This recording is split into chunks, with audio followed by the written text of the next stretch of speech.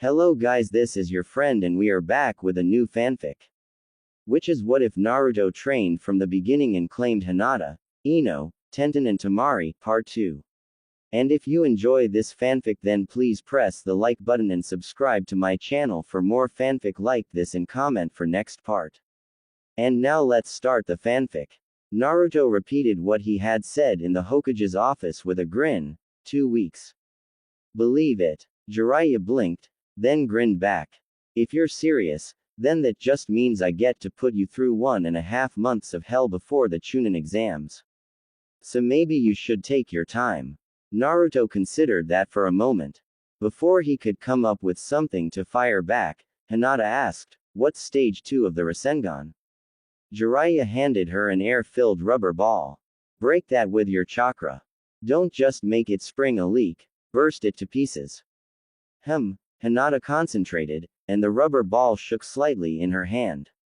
"Is there anything I'm missing? Any advice you could give me?"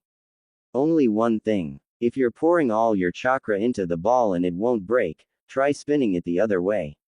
"Actually, which way are you spinning it?"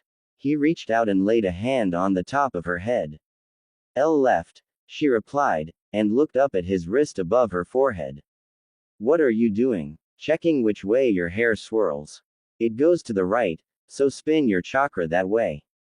"Oh okay." She focused her chakra again, and yelped in surprise as the balloon exploded in her hands, revealing a glowing blue-white ball of swirling chakra that promptly fell apart in her hand. The resulting gust of wind took Hinata's breath away and nearly knocked her down.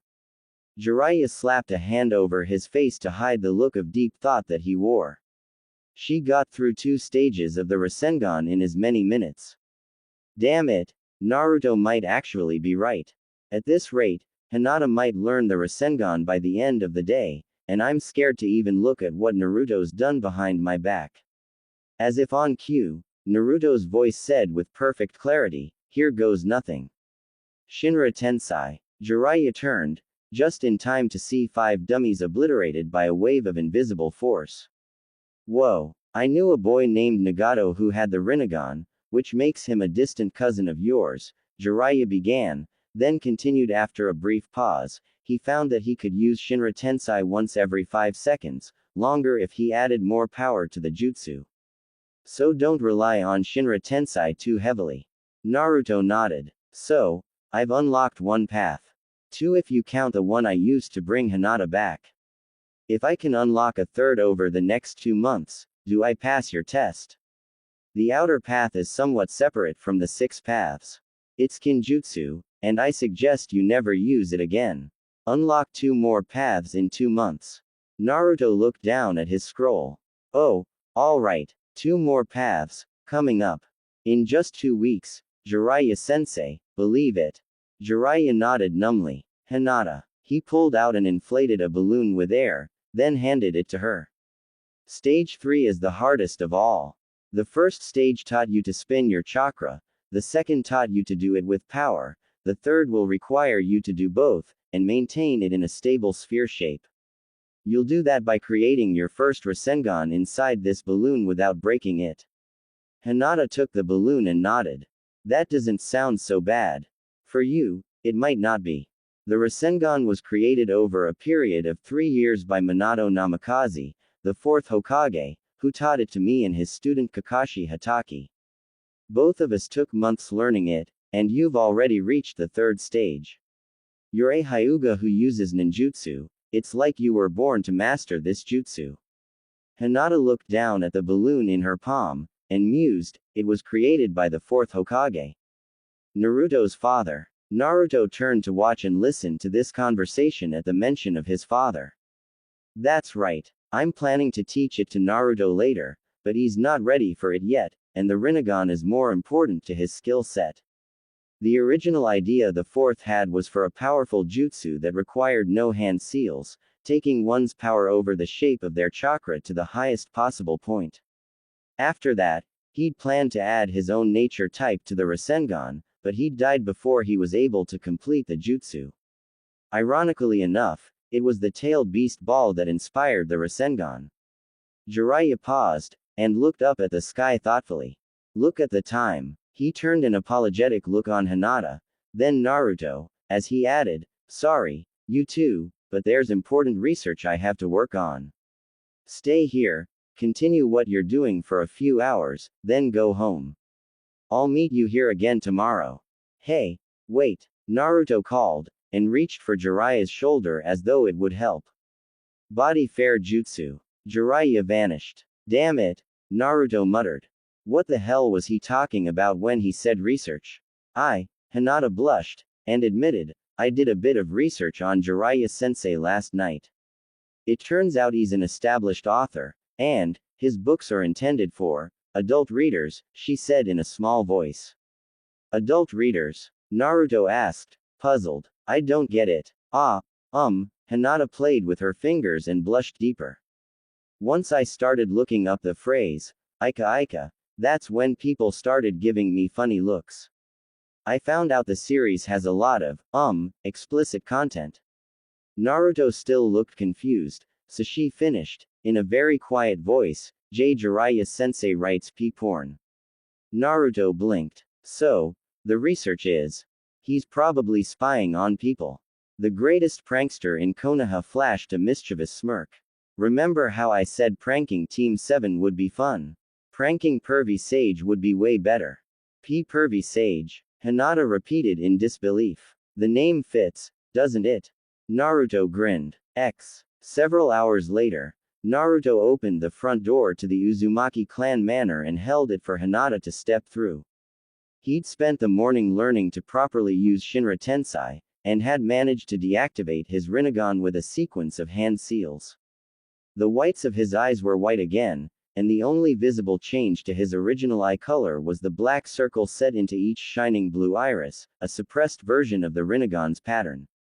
Hinata looked around at the first room of the mansion, eyes wide. It must have been built in the style of Uzushio, not Konoha. It doesn't look anything like the Hyuga estate. Her Byakugan showed her that the walls were tough clay brick underneath, coated in tiles of white marble streaked with gray. The floor was a pattern of ceramic tiles, deep blue with a mosaic pattern of teal swirls over the whole floor. Uzushio got worse weather than Konoha, tsunamis, typhoons. I suppose a building like this would be able to withstand that.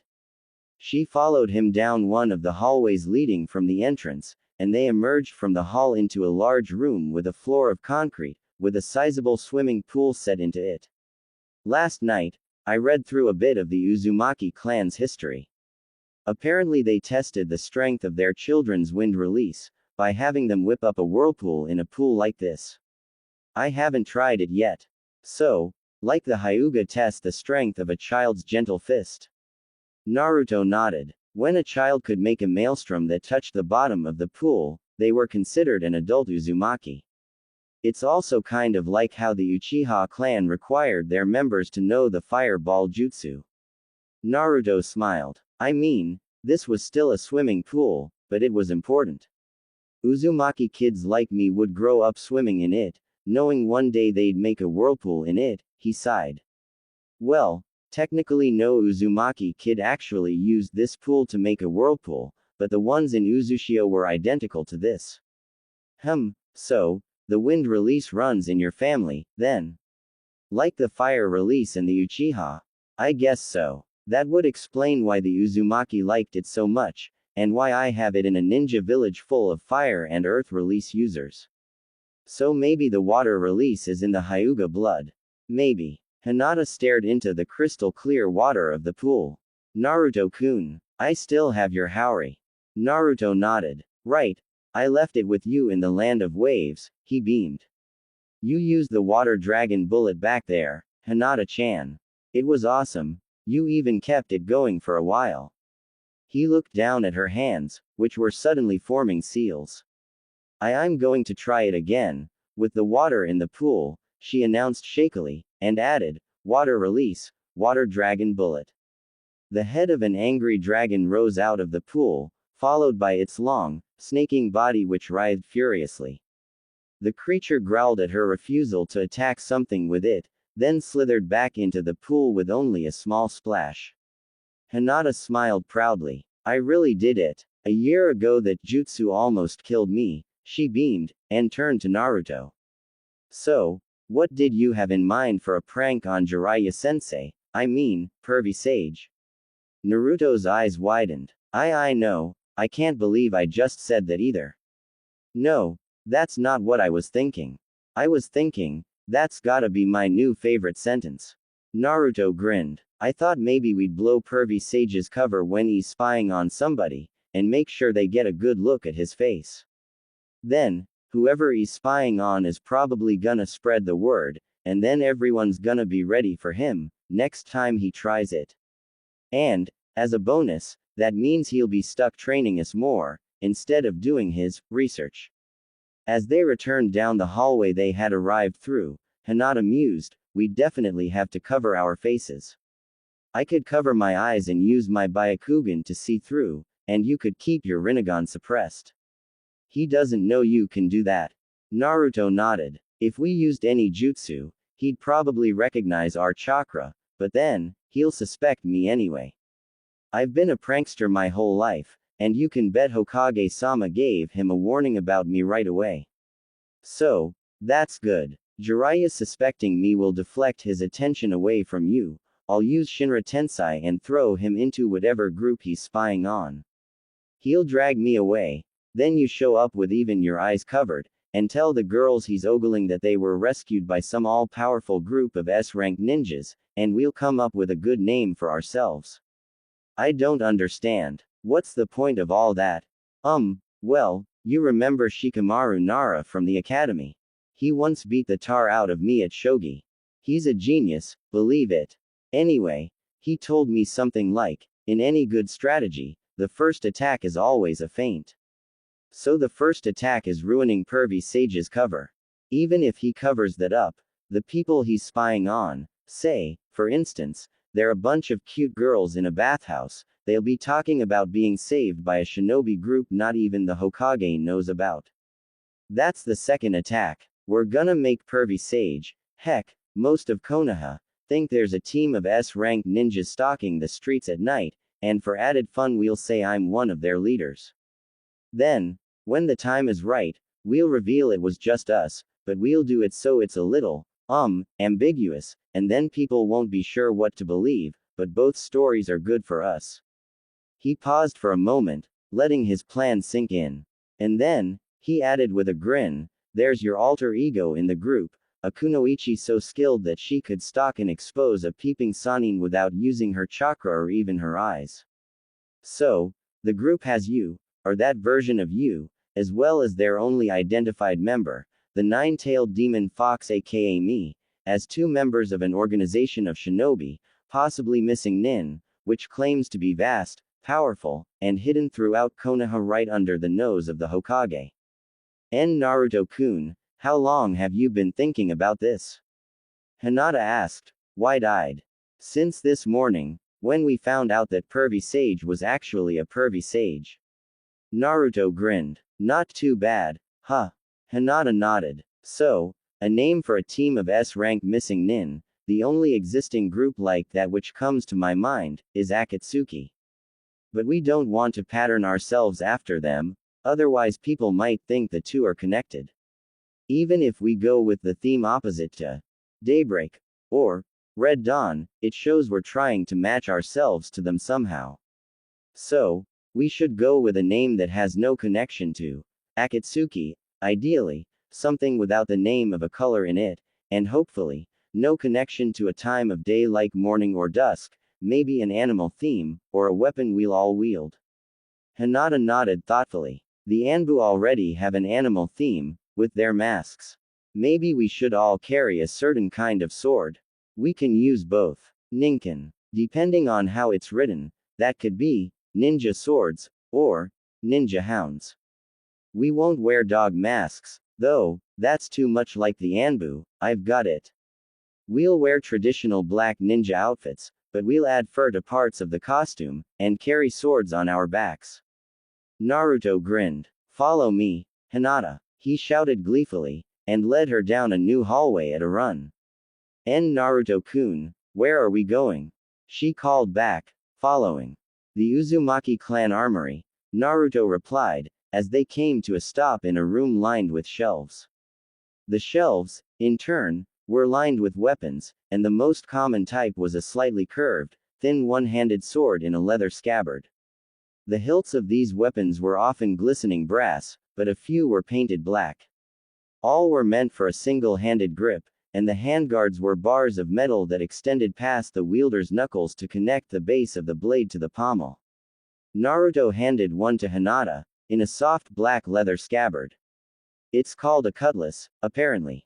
They were used by pirates off the coast of the land of whirling tides, who sailed from far away in ships a lot bigger than the ones we have here in the elemental countries. The hidden village of Uzushio decided they'd make great ninja weapons, and the Uzumaki in particular made them a symbol of our clan, but they changed the design a little. These are longer than a pirate's cutlass would be. The blades may be 30 inches. Naruto reached for a cutlass with a bronze hilt that was close to a dull orange. I'm not much good at melee combat, but if the wind blade jutsu can turn a kunai into a scimitar this size, imagine what I'd have if I used the same jutsu on a cutlass. I'd be swinging around a sword like Zabuza's, with one hand, easily. That's a pretty good deterrent for any close-range opponents. Have you always been putting this much work into a prank? Hinata asked, unsheathing the blade, which was still wet with oil and razor sharp. Not really, but this is a big one and I want it to work. Plus, it's the first time I've ever worked with you on a prank, so that's another reason I want to put a lot of work into it. And think about it, if we pull this off, everyone's going to be talking about Ninken. We'll be able to reuse the costumes, to keep up the illusion of a group of missing nin helping Konoha, and maybe the whole world might end up believing we actually exist.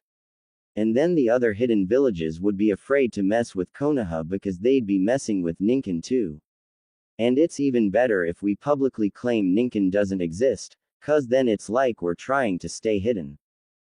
That's insane, Hinata replied hesitantly, blushing at her own words. There are only two of us. This is the kind of thing that kicks off the plot of a shonen manga. You read shonen manga? Naruto asked, wide-eyed. No, but you've told me about a few, remember? Ah, you're right, though. There's no way we could keep up the charade with two people.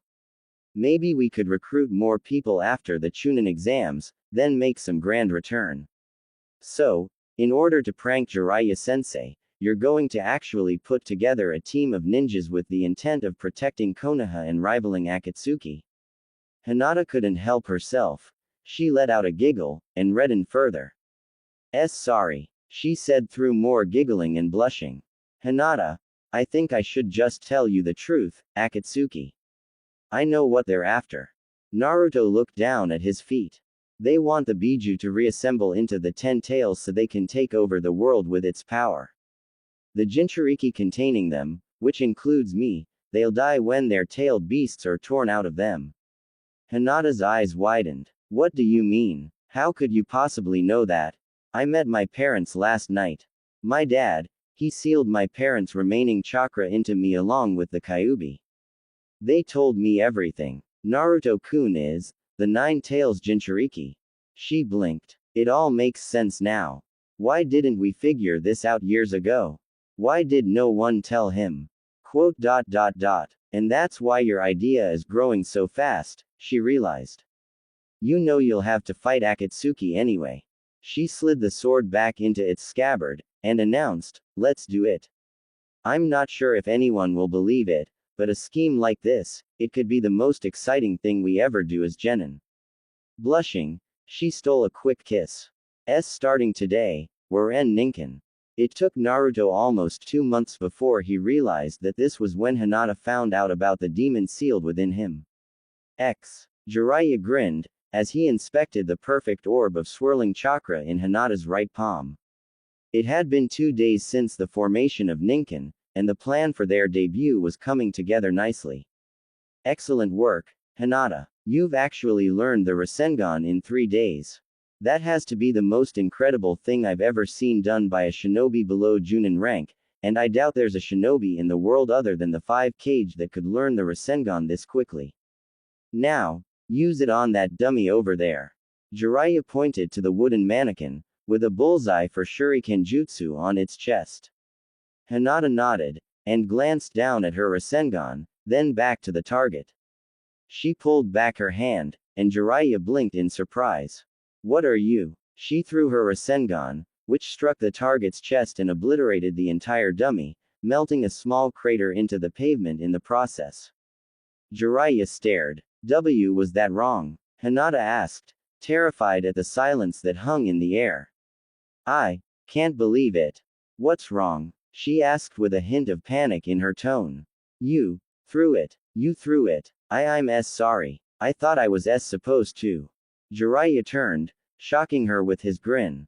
The Rasengan was based on the tailed beast ball, a projectile attack. It gets more powerful when you throw it. I should have known. Jiraiya formed his own sphere of chakra and threw it at another dummy, bellowing, Rasengan. As it struck, to explode and blow a significantly larger hole in the ground than Hinata's Rasengan did. I can't believe it. I really shouldn't have underestimated you too. 2 weeks. Naruto-kun never goes back on his word, Hinata proclaimed with determination and subtle admiration in her voice. He told me this morning that he intended to unlock the Preta path by absorbing one of his own ninjutsu, and the human path by learning a jutsu from all 4 nature types other than wind release. He can do that in 2 weeks, I just know it. Maybe so. I never said he had to master any path over the 2 months, Jiraiya grinned again. I'm damned glad he convinced me to train you, Hinata-chan. She beamed and blushed at the praise and use of an honorific. Thank you, Jiraiya-sensei. I'll continue to make you proud. Jiraiya nodded, and wandered off while muttering something about his research. Hinata emulated Naruto's mischievous smile as best she could, aiming it at the back of Jiraiya's spiky white mane. Jiraiya-sensei, pervy sage, you really have no idea what's coming. I almost feel bad about this. When Naruto returned a few minutes later, he noticed Jiraiya's absence, and handed Hinata a green scroll. I finished the storage seals. It's really basic fuinjutsu, but I've never done it before, so it's kind of confusing me at this point. Your outfit and sword are in there, and it takes maybe 2 seconds to open the scroll and take it out of the seal. Plus, these things are reusable, so you can put the outfit back in, just by pushing it into the paper with a burst of chakra. He pulled an identical scroll out of his weapon's pouch, and showed it to her with a grin.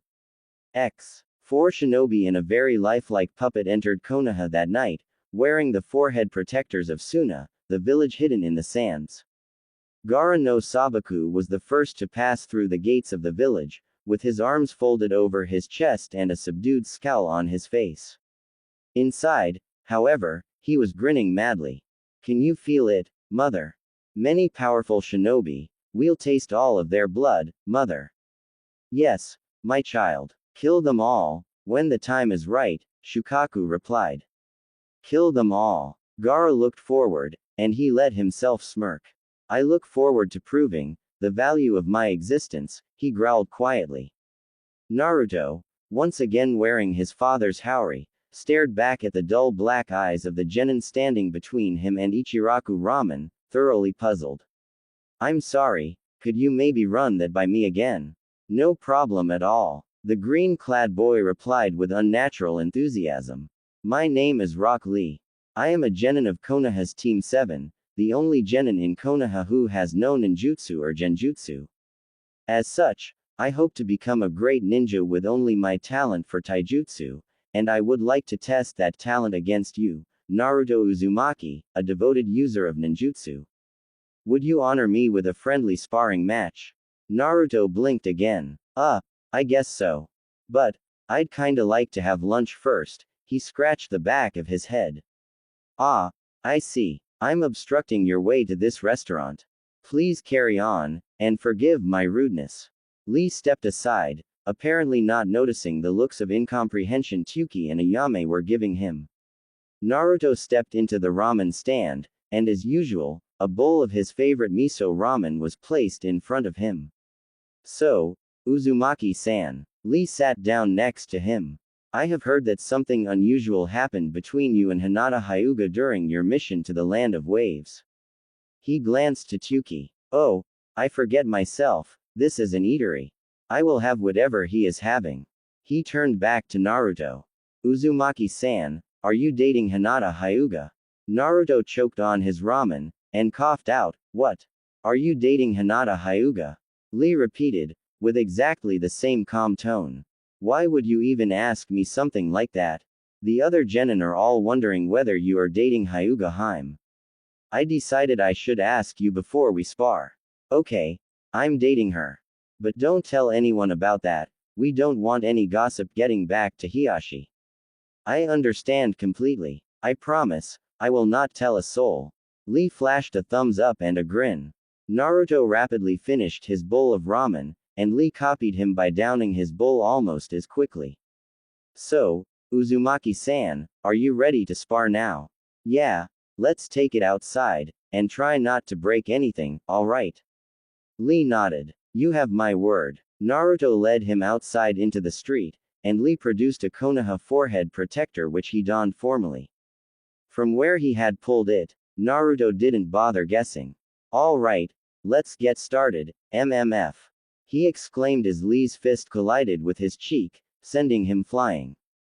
He sat up, dazed, and saw Lee with one opened hand extended palm up, and the other tucked behind his back. I apologize, Uzumaki-san. I had not intended to hit you with a surprise attack, I had simply assumed you were ready.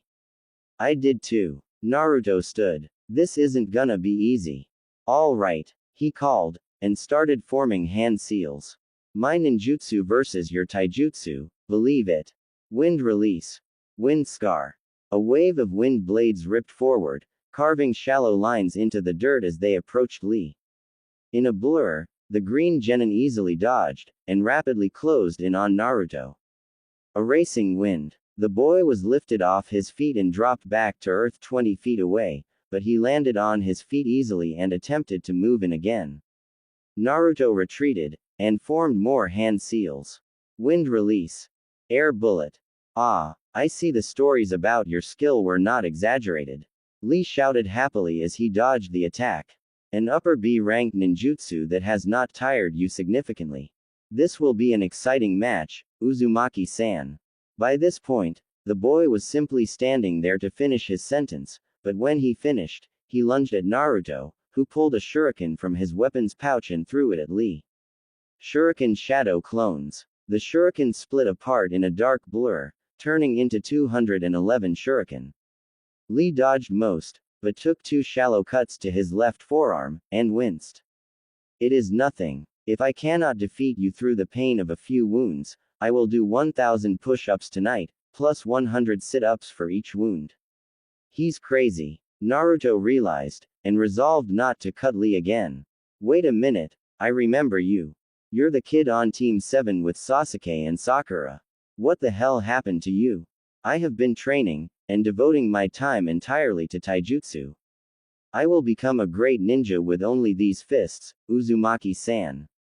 He isn't kidding. In my time at the academy, there was only one guy worse than me at the clone jutsu who graduated. This is him. Even before Hinata and I started training, at least I could create something. This guy, not even a cloud of smoke. Naruto flashed a grin back at Lee. You're pretty good already. Naruto praised, and added, okay.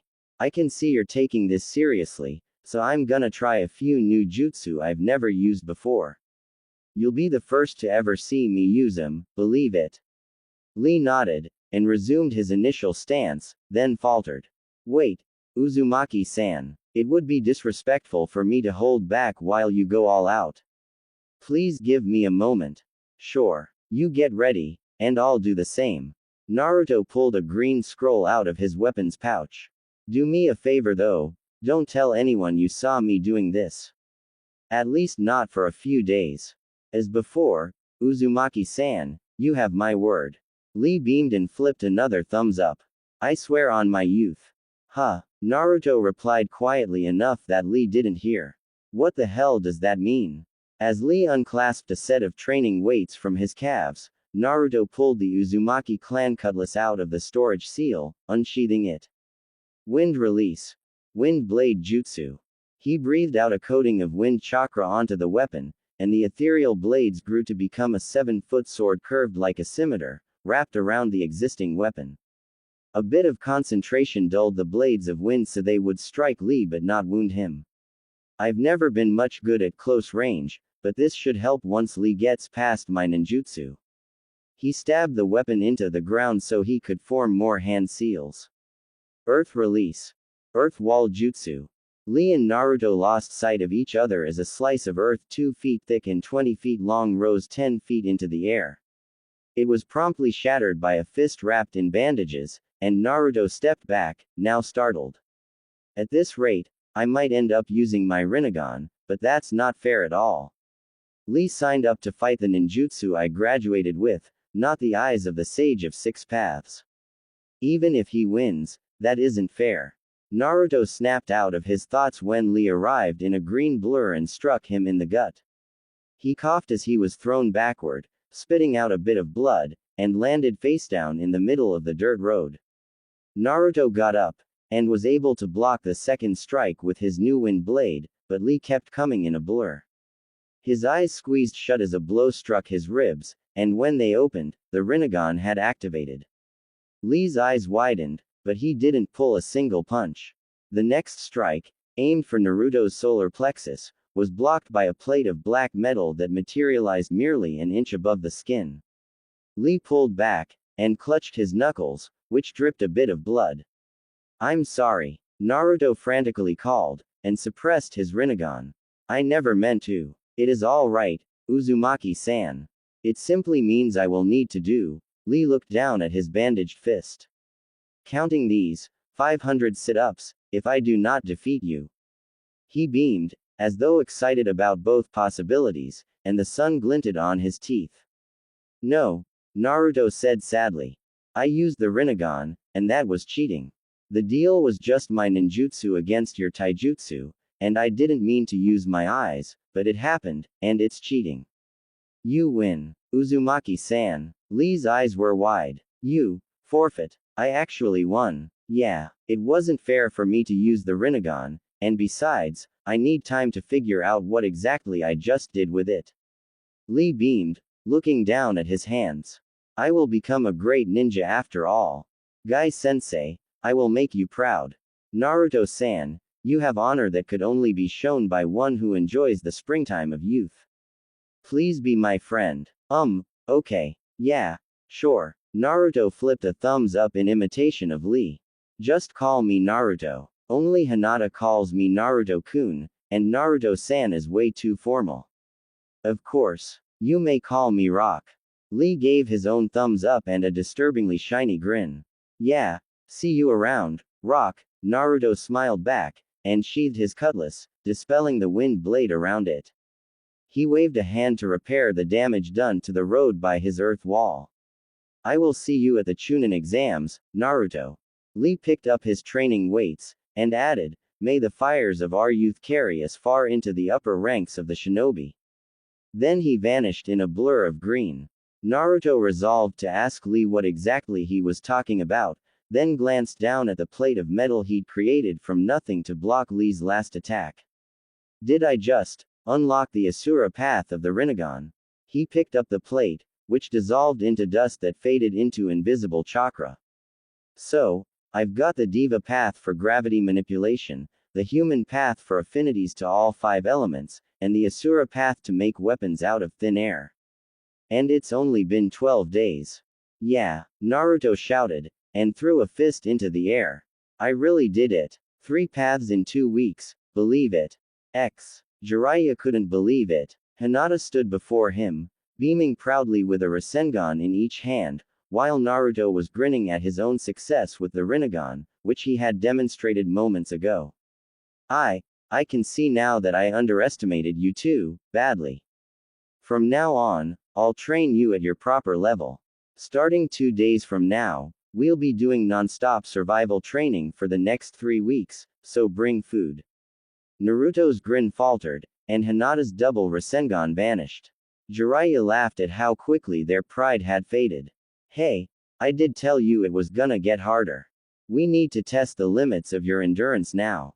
You've shown that you have the necessary power to defeat fearsome opponents, like the ones you'll face in the Chunin exams, but now we'll see how long you can keep up a healthy offense and defense, as well as using stealth and escape tactics, over a prolonged period like an actual mission. He looked up at the sky, stained crimson by the still rising sun. I'll give you to the rest of today and all of tomorrow to get ready, pack your equipment. I recommend using generic storage fuinjutsu to save a lot of space. He turned away with a grin.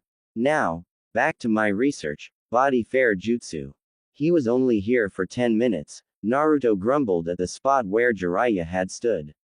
I'm glad he won't be getting a chance to try this again. He deactivated his Rinnegan, and added, damn pervy sage. Wait, Hinata activated her Byakugan. We should follow him, and find out where he hides the most, before our move tonight. I can track his chakra with my Byakugan. Naruto grinned again, and replied, I like the way you think, Hinata-chan. Hinata blushed faintly, both at Naruto's words and where she had found Jiraiya. Right now, Jiraiya-sensei's hiding in a bush, watching 5 girls in swimsuits, splashing each other in a lake. He has binoculars, so I guess he can do this from longer ranges. Right now, he's maybe 20 feet from them. Binoculars, for longer ranges. Or maybe he has them so he can. Naruto started blushing too. Get a good look at specific parts of these girls. Hinata looked down, blushing deeper as her Byakugan shut down. I feel dirty just talking about all of this, but us seem to know a lot about this, and Naruto-kun, have you ever, She started playing with her fingers. No, I don't do that. By now they were both bright red. I'm 12, he added desperately. Oh okay. Hinata reactivated her Byakugan, with her cheeks still red. Jiraiya-sensei is giggling, and taking notes. Okay, the girls stopped splashing each other. He just used the body fair. Hinata paused, and tracked the Toad Sage's chakra again. Now he's at a bathhouse. He used the transformation jutsu to turn into a woman with white hair. He's walking right in. If we tried to expose him there, Naruto said seriously, he'd change back and fight us. We're strong, but we can't fight a Sannin yet. We'd have to make our move when he's outdoors, otherwise he'd see 2 unfamiliar ninjas coming through an entrance and he'd attack first. After a few more minutes of watching Jiraiya at a long range, Hinata shut down her Byakugan. My eyes are starting to hurt, she admitted. From what I saw, it seems attacking at night is a bad idea. The best place for us to ambush him is at that lake, and who's going to swim there at night? So, tomorrow, he won't be expecting to see us at all, and we'll follow him to the lake, and blow his cover. Naruto grinned. That's the hardest part of the plan, after that it should all be easy as pie, believe it. Naruto-kun, about that, why claim to be the leader of an S-rank team of missing nin, if you're just planning to, she trailed off, unwilling to speak the details of their plan out loud in a public training ground. It's still a prank on pervy sage, after all, Naruto replied, grinning. Trust me, at the end of the day Jiraiya-sensei's probably never gonna try this again, or at least not here in Konoha. That'll get us more time to train with him, and people can have their privacy back. He paused. Besides, we have to have one identified member, so people like Hokage-sama can give us assignments. But you said we were going to, she trailed off again. Yeah, but not everyone's going to believe it, Naruto clarified.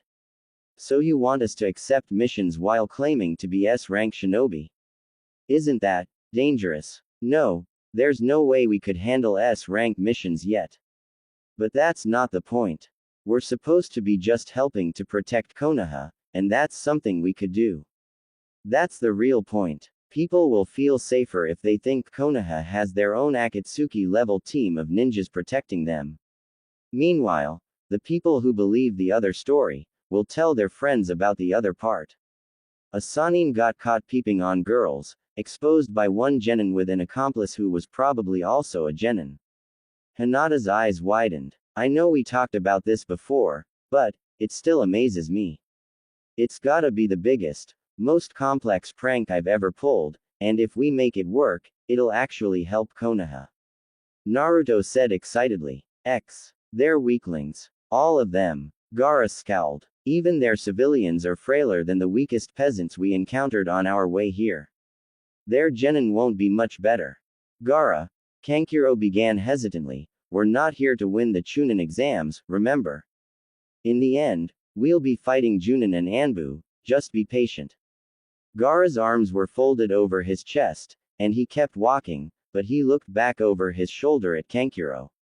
Kankuro shuddered. Gaara was only looking into the eyes of a disguised puppet, but the pure killing intent of his fellow sand sibling was horrifying. Through his puppet's eyes, Kankuro saw the teal glare Gaara was piercing him with. I won't wait that long. I must continue to prove my existence, and if I must stalk a Chunin or Junin to do that before the attack begins, I will do it. Or else, my existence will falter and fail. I cannot have that. Kankuro gulped, and his puppet nodded. If you have to do that, please, Gaara, keep it quiet. I will make an effort, Gaara replied, and faced ahead once more. It doesn't matter to me whether these people know of my existence, so I'll at least make an effort. Kankuro breathed out, shaking with relief. Those eyes, every time he even looks at me, I can feel the killing intent of that monster. I know he wouldn't hesitate to kill me if it helped him in any way. The Jinchuriki of the One-Tails led his brother and sister aimlessly throughout Konoha, and as he did, his growl of angry disappointment became louder and more obvious. Weaklings, he snarled again. It was sheer luck that one particular genin heard this voice as he passed, and turned to look at the speaker. Shukaku, Naruto breathed, and Hinata glanced at him with concern. That's the Jinchuriki of Shukaku. I recognize those rings around his eyes, the mark of the one-tailed tanuki. Gaara turned, interested by the name of his sealed demon. The two demon carriers made their way to each other, and Gaara confirmed, yes. Within me is sealed the one-tailed beast, Shukaku no Sabaku. Why does it matter to you? And how did you know? Naruto glanced around. I'd rather we talk about this somewhere private. Could the five of us maybe visit a ramen place? I'll pay. No. Gaara responded with a quiet growl. Tell me here, and right now. I'm the Jinchuriki of the Nine Tails, the Kyuubi no Kitsune, Naruto admitted. I'm supposed to find all 8 other Jinchuriki so we can protect ourselves, from Akatsuki. He lowered his voice. Akatsuki exists to hunt us down and reassemble the Biju into the 10 tails. It's of no concern to me. Gaara stepped past Naruto. That's wrong. Gaara turned, piercing Naruto with the same look of fury he'd used on Kankuro. Naruto flinched, but continued, if the Akatsuki find you, they'll rip the one-tails right out of you, killing you in the process, and with the power they take from your corpse they'll take over the world. I can protect myself, Gaara replied, but the other genin had his attention now. As for the other Jinchuriki, I hold no love for them. Even the entire rest of the world means nothing to me. I care for only myself, I love only myself, and I live only for myself. Naruto gritted his teeth, and would have loved to explode on Gaara, but he understood the delicacy of the situation. He replied quietly, what do I have to do, to make you listen? There's nothing you can do. I am here only to kill, and if we meet in the Chunin exams, I will kill you. I don't care about your intentions or Akatsuki's. If anyone faces me I will kill them. Missing Nin, Genin, Jinchuriki, all of you. You're simply a means for me to prove the value of my existence. You exist solely to die, ideally by my own hand. Then that's what I'll do. Gaara gave him a look of indifference mixed with confusion, until Naruto added, I'll beat you in the Chunin exams, then maybe you'll listen to me. Gaara simply stared back at him, wearing an absolutely blank expression. That's impossible, he finally declared. Even if you were to do it, it wouldn't change me. I would still care only for myself and my continued existence, and I would kill you for your trouble. He started walking away again. Wait, what's your name? Naruto called. Gaara paused, and glanced back over his shoulder. Gaara no Sabaku. Got it. I'm Naruto Uzumaki. See you at the Chunin exams, we can settle this there. Gaara left, and his brother and sister followed. Kankuro, Temari, he began after they had walked a considerable distance, that one with the blonde hair is strong. You will not raise a weapon against him, he's mine. Gaara cracked a psychotic grin. He's the one who will truly reinforce the value of my existence with his death. His eyes, they were strange, mother. Not the eyes we're looking for, but strange and interesting. How so, child? Shukaku replied, the voice resonating powerfully in Gaara's mind. He doesn't seek to prove the value of his existence through killing someone. It's as though he believes his existence has already been proven. He has no doubt in his eyes, but no intent to kill either. He's not like me, but his existence felt very real. He isn't like the weaklings around us, which is why killing him will have so much importance.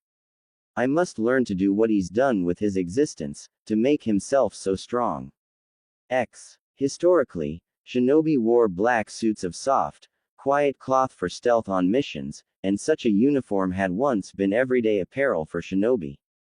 In recent decades, shinobi such as the genin of Konoha had become accustomed to wearing civilian clothing like hoodies, often lightly colored ones. The advantages of a traditional ninja uniform were not to be underestimated, however, and that was why the third Hokage, for instance, still wore such a costume under his white and red robes.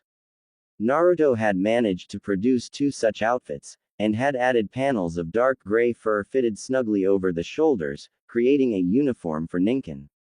Over their right shoulders, the hilts of Naruto's and Hinata's cutlasses were ready to be drawn, and Naruto had tied a sash of dark orange cloth around his waist to complete his costume. His eyes were exposed through a slit in the black cloth that covered the rest of his face, whereas Hinata's mask had been sewn shut over her distinct, pearly lavender white eyes. They'd also bought new weapons pouches and holsters in black. After spending his childhood evading angry civilians and even shinobi while dressed in neon orange, Naruto was rather confident he'd be completely invisible in these black robes, and he said as much. Pervy Sage is never gonna see us coming, believe it. He grinned under his mask. Although he'd originally planned to use this costume to attack at night, hiding in the treetops with an outfit this comparatively subtle would be almost as effective. Hinata nodded. Her Byakugan was already active to see through the mask that covered her easily identified eyes. Naruto's, although distinctive with the black rings in his blue irises, would be less of a giveaway until he activated his Rinnegan, and since he was planning to be identified anyway, it was all for the best. Naruto kept all of this in mind as he led Hinata through the treetops, still grinning gleefully until he thought of Gaara. Even a single Bijuu's power, channeled back into the 10 tails, you have to stop them, Naruto. His father's words echoed in his mind. I can't let Gaara keep on fighting alone, it'd mean a potential apocalypse when Akatsuki gathers to take him in. But, how am I supposed to get through to a guy like this? He shook off the thoughts of the future, and concentrated on his present mission to bring down Jiraiya. The white-haired Sannin was currently giggling like an idiot, with his binoculars trained on the subtly bouncing chest of a woman who was laughing as her friend splashed her, just like yesterday. Naruto could have probably just walked right up to Jiraiya and shoved a Shinra Tensei into the back of his head, but he wasn't going to take any chances. He made a gesture with his hand, and pointed across the small lake.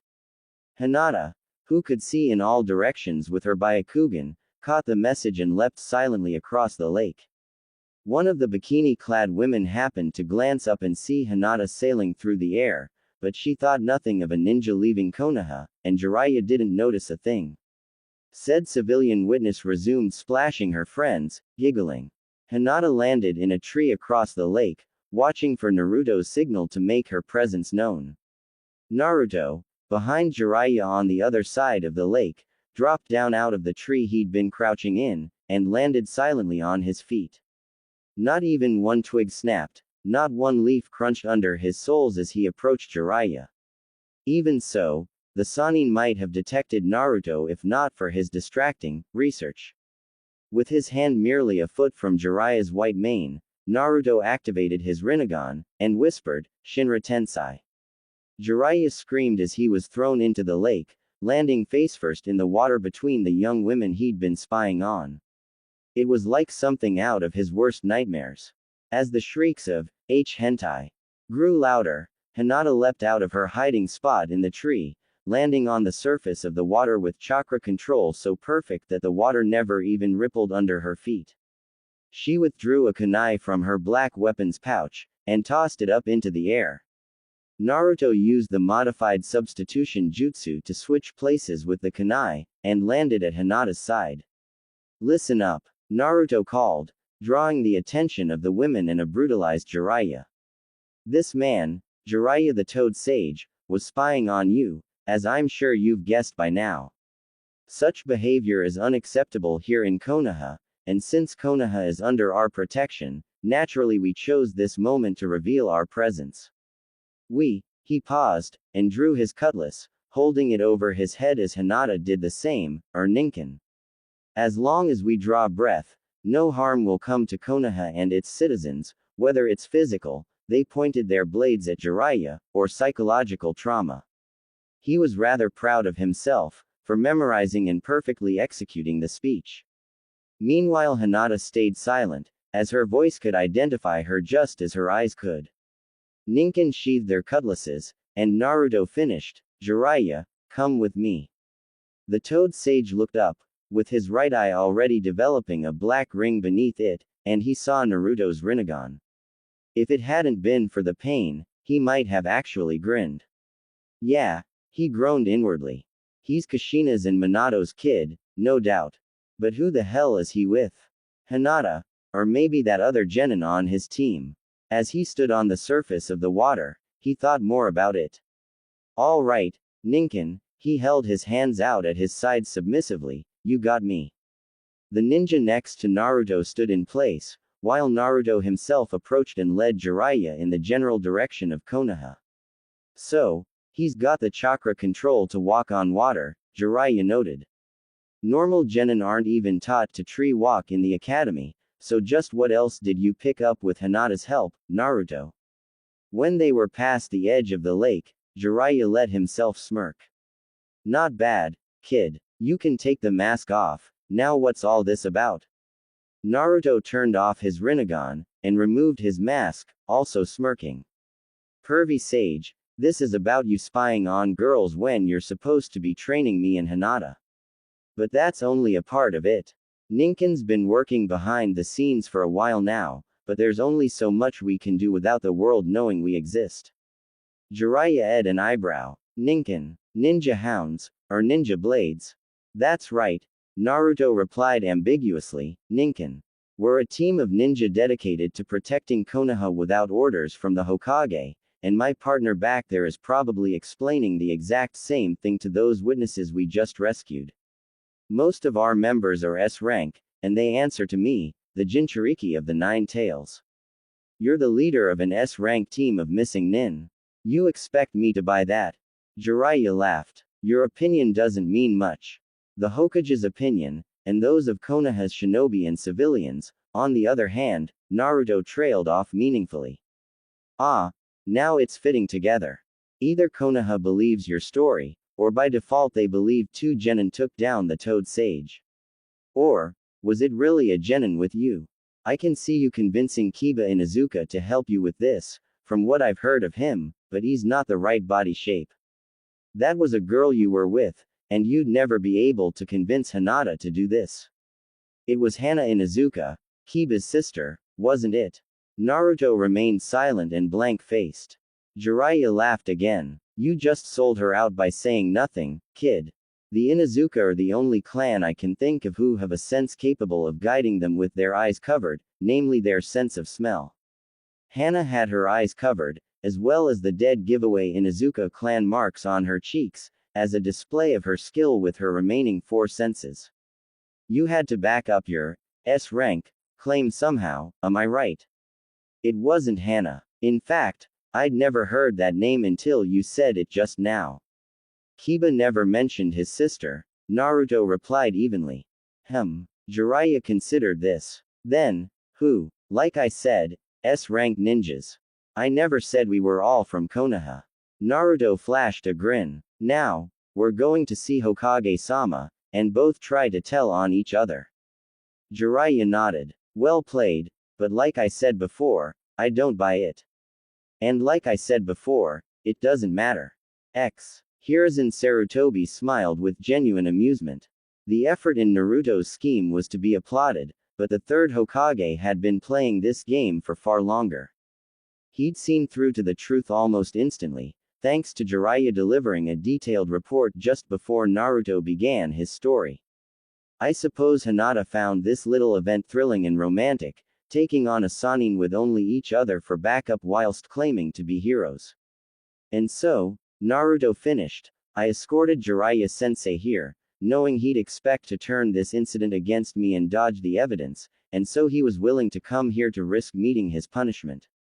I see. Sarutobi lit his pipe. Who was your accomplice, really? I know she was a Konoha kunoichi. Naruto sighed in disappointment, and I have a solid guess as to her identity, but I'd love to hear it from you. If I give you a name, it doesn't leave this room. She'll receive no punishment of any kind for her involvement in this, Naruto replied adamantly. As you wish. Hinata Hyuga. What? Jiraiya exploded. But she was the first, the only person I ruled out. Which is another thing that makes her the perfect partner for me to choose. Not to mention us being best friends for 2 years and now dating as well. Naruto turned a smug grin on Jiraiya. She's the closest person to me in the world, what the hell possessed you to rule her out as a suspect? She looked too nice and innocent. She's a kunoichi. Jiraiya's mouth was hanging ever so slightly open. He opened it wider to speak, but no words came out, so he instead shut it properly. Moving on, the Hokage declared, getting the attention of both. Naruto, you're to publicly confess the nature of this prank tomorrow morning. The story will spread, and everyone will realize quickly enough that Ninken doesn't exist. Then, the old man's eyes narrowed. But, you planned that as well. Naruto gave no response, and the Hokage finished. I'd expect this if you'd grown up friends with Shikamaru Nara, but as it stands I'm shocked. When did you develop this level of cunning, Naruto? About 2 years ago, when I started paying attention in history class, Naruto answered flatly. The 4 previous Hokage including my dad were all skilled at tricking people and outthinking them. I think Hashirama Senju put it best. A ninja must see through deception. He paused and laughed. I gotta be honest, Hokage-sama. I'm trying to pattern myself after you, the only surviving Hokage and the legendary professor of shinobi, he finished with respectful admiration. 2 years ago, the Hokage mused. Around the time Hinata Hyuga made friends with you. That's right. I resolved myself to graduate in the same year she would, so I applied myself in class and learned that to fulfill my dream, to be the next Hokage, being powerful wasn't gonna be enough. So, I studied the strategies of the previous Hokage and their generals, including you, and I'll admit I forgot most of it, but hey, I can come up with stuff like this now, and that's enough. Sarutobi took a long drag on his pipe. My decision stands. Deny the existence of Ninken, control the confusion as best you can. Jiraiya, teach Naruto to use that sword, or if you can't, get Hayate Gecko to do it. Hokage-sama, Jiraiya asked in confusion. I'm no good at taijutsu, Naruto clarified. Hokage-sama wants me to know how to use this sword, so my opponents will keep their distance and I can properly use my ninjutsu. I see, Jiraiya nodded. All right, Hayate's a great choice to teach Kenjutsu, the best swordsman in Konoha from what they tell me. That, however, he added, is gonna wait until you and Hinata survive the Forest of Death for 3 weeks, as promised. Forest of Death.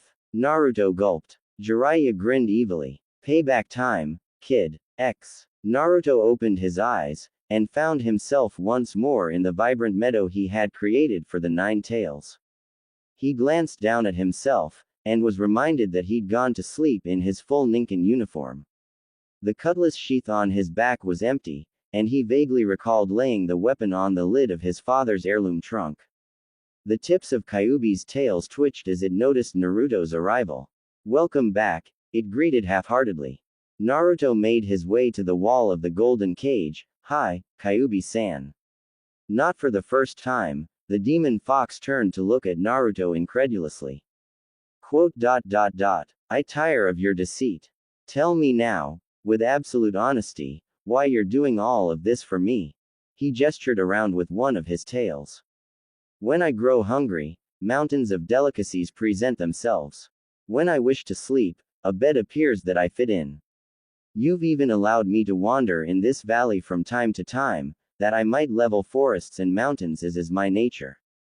But why? I don't understand. Naruto shrugged. You knew the Sage of Six Paths, right? The Kyuubi nodded. He was like a father to me. He was also a father to two human sons. The older brother inherited some form of the Rinnegan that eventually evolved into the Sharingan. The younger brother inherited the strength of his father's body and will, and apparently, Naruto pointed at his own Rinnegan, he got a dormant Rinnegan too. Anyway, the sage had to pick someone to succeed him, and the sage chose his younger son. Where are you going with this? I know it all already. So you know how the story ends, except it doesn't end, does it? Naruto said sadly, and continued, the older brother attacked the younger, out of jealousy and hatred, and he became the first Uchiha. His younger brother survived, and founded the Senju clan. The two still hate each other, or at least they did, until both of them were nearly wiped out. Now there's maybe 4 or 5 Senju descendants left, including me, and Uzumaki. The Uchiha still have one genin in Konoha, a kid named Sasuke, and there's a guy named Itachi Uchiha who, like his family, succumbed to hatred and killed off his own clan. The Kyuubi's tails waved airily behind him, and he listened. Naruto kept talking, so you see, this hatred kept going for centuries, and thousands of people died because of it. And then, there's you and your hatred for humanity. It brought you here to Konoha, and now you're sealed inside me. By every example that's come before us, I should hate you for what you've done, but I paid attention in history class. I know how the story ends, it doesn't. You and I either spend the rest of my life hating each other, and you die when I do, or you break free and start killing people again. That's how everyone expects the story to end. Or, the Kyuubi asked, now genuinely interested. Or we can break the cycle. You and I are the only two people involved in the hatred now, there's no one to stop us from ending it forever. There were always a few Uchiha and Senju who said the hate should just stop, but their families were screaming for blood too loudly to notice. Now, it's just you and me, and I'm telling you I want it to stop. Let's be friends, Kyuubi-san. Naruto stepped through the bars of the cage, and held out a hand for the nine-tailed demon fox to take. The Kyuubi stood and approached, teeth bared, but Naruto didn't move away. The boy was smiling, and with those eyes. You look just like my father. You even sound like him. My father. Naruto repeated, confused. But you and my dad only met to fight. No, fool, you misheard. My father. The Sage of Six Paths. The Kyuubi laid down in front of Naruto, tail swishing contently. My name is Kurama, now put your hand down, idiot child. Naruto lowered his hand, smiling. So, are we friends now, Kurama-san? Kurama bared his teeth in what might have been a smile. No, we've broken the cycle, as you put it, I no longer hate you. Perhaps I might even respect you, for what I see of the sage in you. But I won't call you a friend. The horrifying smile faded, and the tailed beast grew serious. I might have chosen this moment to offer you my chakra, but this seal prevents that completely. You're on your own, which is problematic, as I feel a storm coming. A storm, a war. Kurama, though stretched out on his belly, still had to gaze down on Naruto.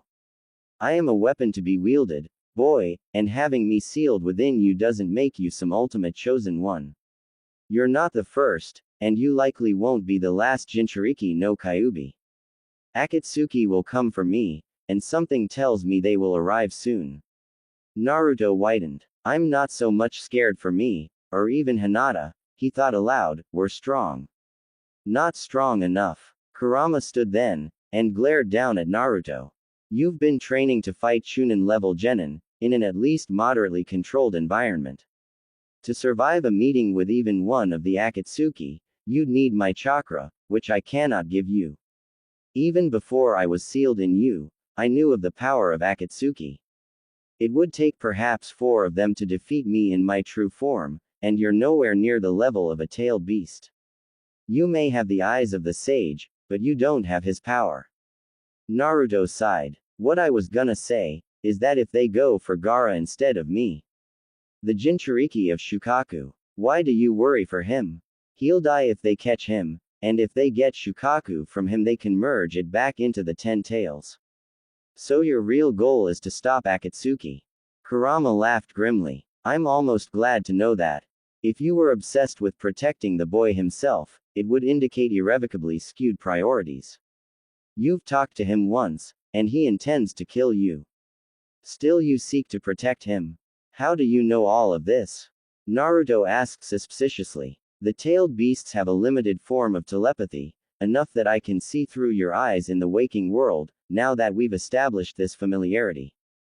Kurama paused. All this being said, why do you care for Gaara's safety at all? Naruto didn't immediately answer, instead he ran a hand through his hair, deep in thought. After careful consideration, he began, I honestly don't know. Maybe it's because I feel bad for him, maybe I see him as the monster I could have been, but maybe it's simpler than that. Maybe my purpose in life is to save people.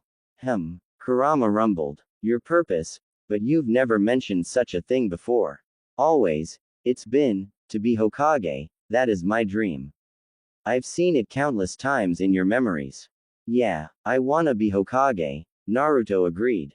But I can't stand the thought of someone dying if I could have saved them. I guess that's why, but I haven't figured all of this out yet. Let's just keep it simple. I want to save people. Gaara's one of them. Saving him will also prevent Akatsuki from taking over the world. He paused. Wait, you've seen my memories. All of them, Kurama confirmed. I began watching your life story, when I was roused by your accessing my chakra in the land of waves.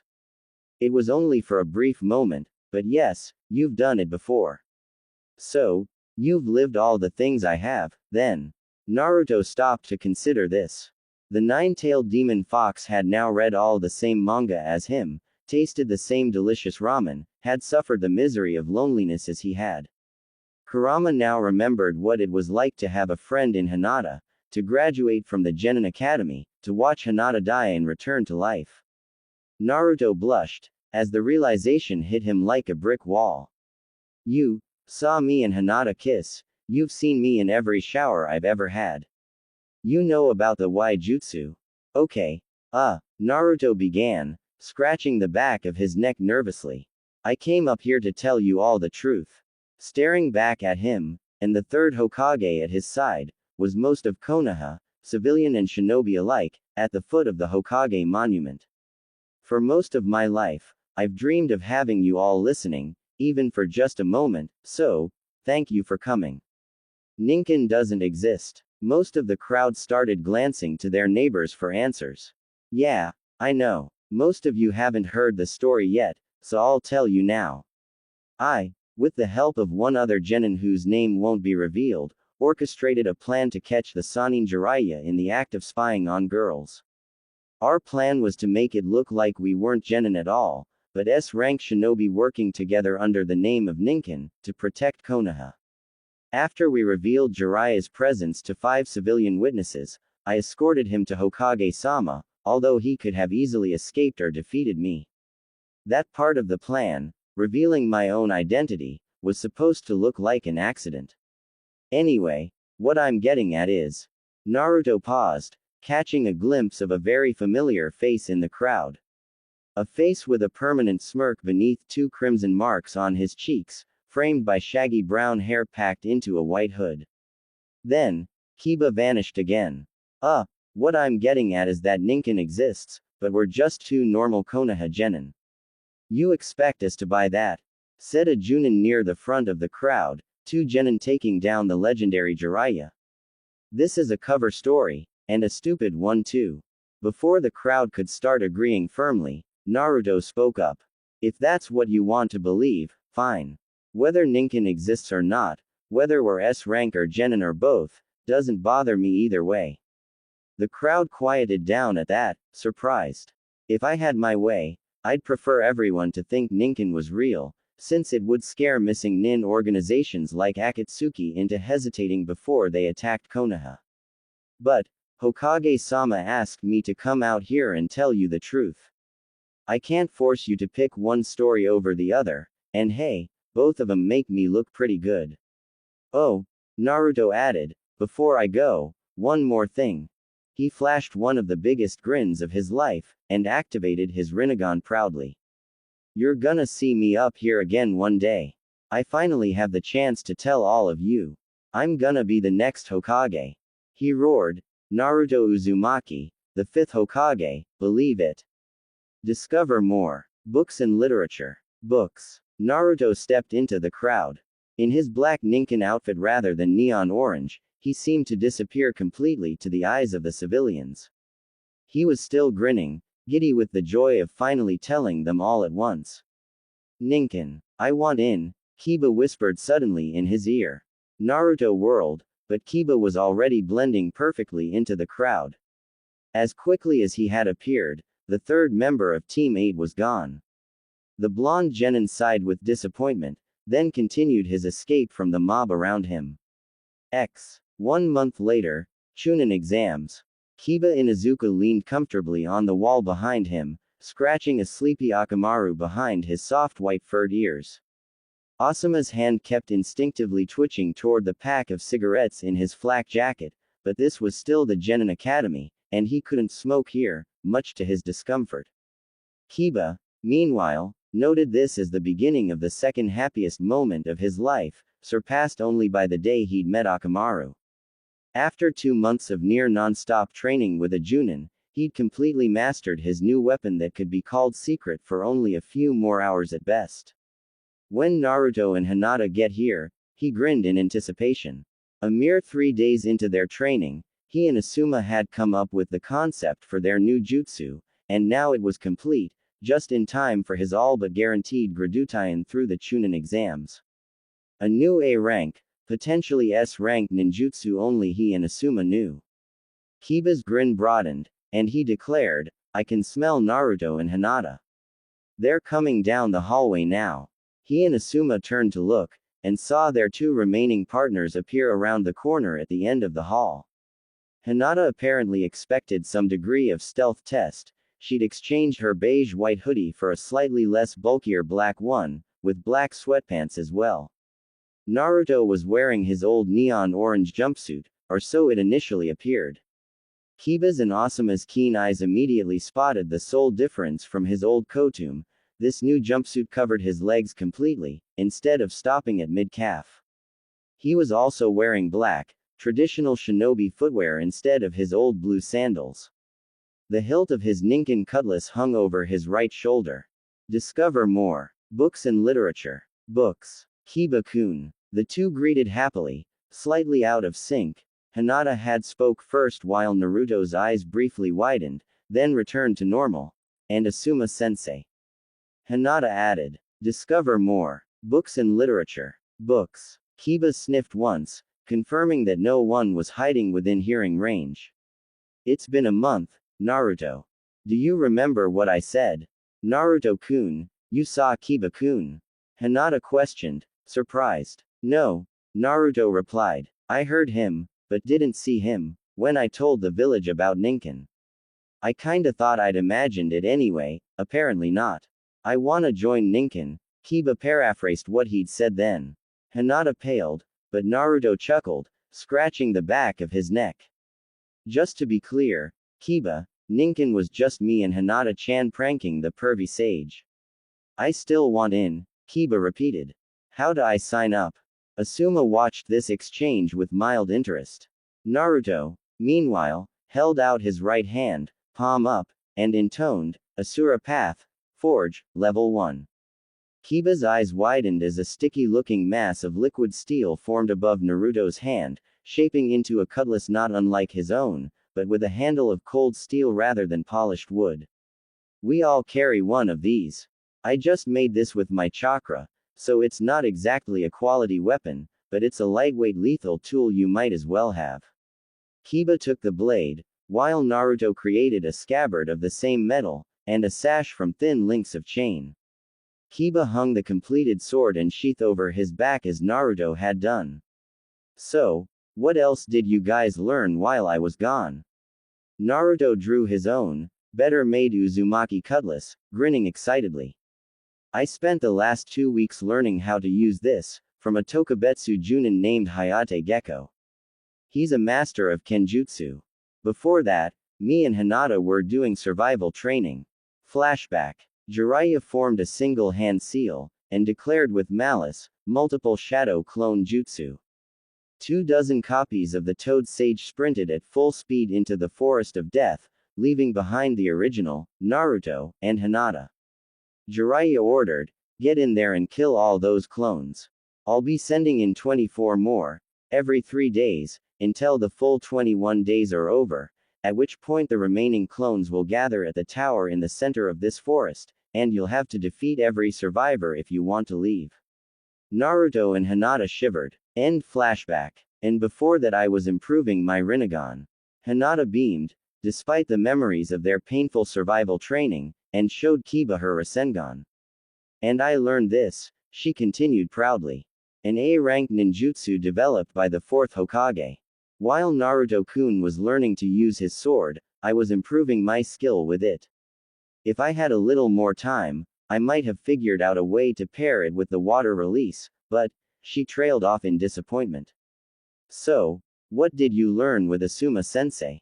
Kiba simply grinned again, as did Akamaru. Ah, no way, Naruto groaned. You're gonna play the, it's a surprise, card. We showed you ours. Discover more. Books. Books and literature. Kiba shrugged. Ah, fine. He brought his hands up, and the other 2 genin expected a hand seal sequence, but instead, Kiba punched his left palm. Both his hands burst into flame. Fire release. Akamaru leapt from his hoodie, landing on his paws even as he was wrapped in crimson flame. Hellhound flame armor. Kiba was also consumed in bright red fire chakra. As quickly as it appeared, however, the fire auras were extinguished, leaving Naruto and Hinata with no idea what the jutsu was supposed to actually do. Naruto squinted. That was cool, but, what's it for? Winning the Chunin exams, along with every fight I'm in for the rest of my life, Kiba announced smugly. Before anyone could respond to the boast, Asuma opened the door to the exam room, which genin were forbidden to do through a seal on the door. This way, incomplete genin teams, or teams who hadn't been approved for the exam by their Junin teacher, were kept out of the potentially lethal tests they'd likely fail. Team 8, Asuma commanded, go win your promotions, and come back in one piece. One by one, the genin nodded, and stepped through the doors. Naruto sheathed his cutlass, of which he was rather fond by now. He spotted the other 3 Konoha genin teams, including Lee, who waved with a grin. There were also over 3 dozen teams of genin he'd never seen before, a dozen shinobi in flak jackets who could have been either Chunin or Junin, and the trio of Suna genin, including Gaara. Shukaku. Kurama growled with hate in his tone. What I wouldn't give to take your body, Naruto, and tear that boy to shreds. Naruto gasped aloud. Kurama-san, I'd really appreciate it if you'd stop scaring me like that. I'm not used to hearing voices in my head yet. Kurama remained silent for a moment, then spoke more quietly. I see. And you can't kill Gaara. Even if we had the option of sharing this body properly, even if I trusted you enough to take that option, and I don't yet. I'm hoping to save Gaara, if at all possible. I acquiesce to that course of action, but that doesn't mean I like the idea of sparing Shukaku. As such, I will continue to say so. Gaara turned, locking his hateful teal eyes with Naruto's sealed Rinnegan.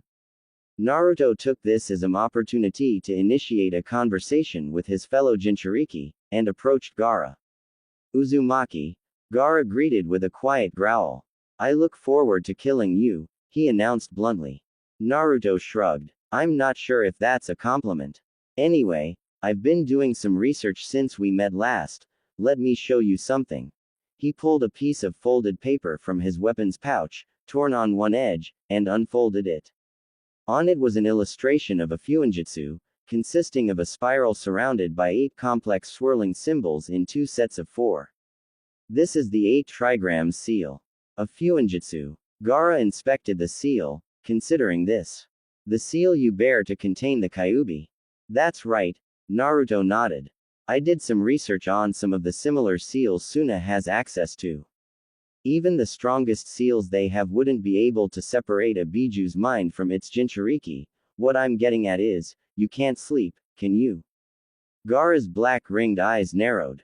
What's your point? My point is that I can sleep at night, without fear of the Kyuubi. Naruto decided not to mention his improving relationship with the demon, because this seal, the 8 trigrams, is way stronger. So I'll make you a deal, Gaara. I'll learn how to apply the 8 trigrams seal, even if it takes me years to do it, and I'll seal Shukaku from you properly. You'll be able to sleep at night. In exchange, you help me find the other 7 Biju, and their Jinchuriki if they're sealed, so we can all fight together against Akatsuki. Discover more. Books. Books and literature. Gaara blinked, and took the piece of paper. This seal. With this, I can sleep. Discover more. Books and literature. Books. Don't do it, son. It's a trick. That seal will kill us. Gaara groaned in sudden agony, and doubled over, drawing confused stares from the other genin surrounding them, and a concerned one from Naruto. But that makes no sense, mother. He protested feebly. He knows I'd ask to see his seal, and if it matches. No, Shukaku roared. You will not. But I want to sleep, mother. I want to close my eyes and dream. Gaara screamed as Shukaku increased his volume tenfold, but after a few moments the tailed beast fell silent, fuming. Uzumaki, show me your seal. Naruto lifted his shirt, and an exact duplicate of the symbol on the paper faded into place on his belly. Quote. So it's true, mother, he murmured. We have nothing to fear. He'll help us. Naruto tried to figure out what Gaara was talking about, but got nowhere. Uzumaki. We will fight in this exam. You and I are far above these others and it's impossible anyone else could eliminate one of us. Defeat me, and I'll accept this deal. Lose, and I'll kill you. Naruto considered that, then smirked. That's better than what you told me last time. Deal. Gaara turned his nightmarish gaze past Naruto. There's a fight about to begin, he observed, and nodded to where a bespectacled, silver-haired boy was surrounded by 3 genin Naruto had never seen before. The boy with the glasses will likely die. Naruto nodded. Watch this, Gaara. He made a short sequence of hand seals, and intoned quietly, substitution jutsu. Gaara's eyes widened momentarily, as Naruto switched places with Kabuto Yakushi.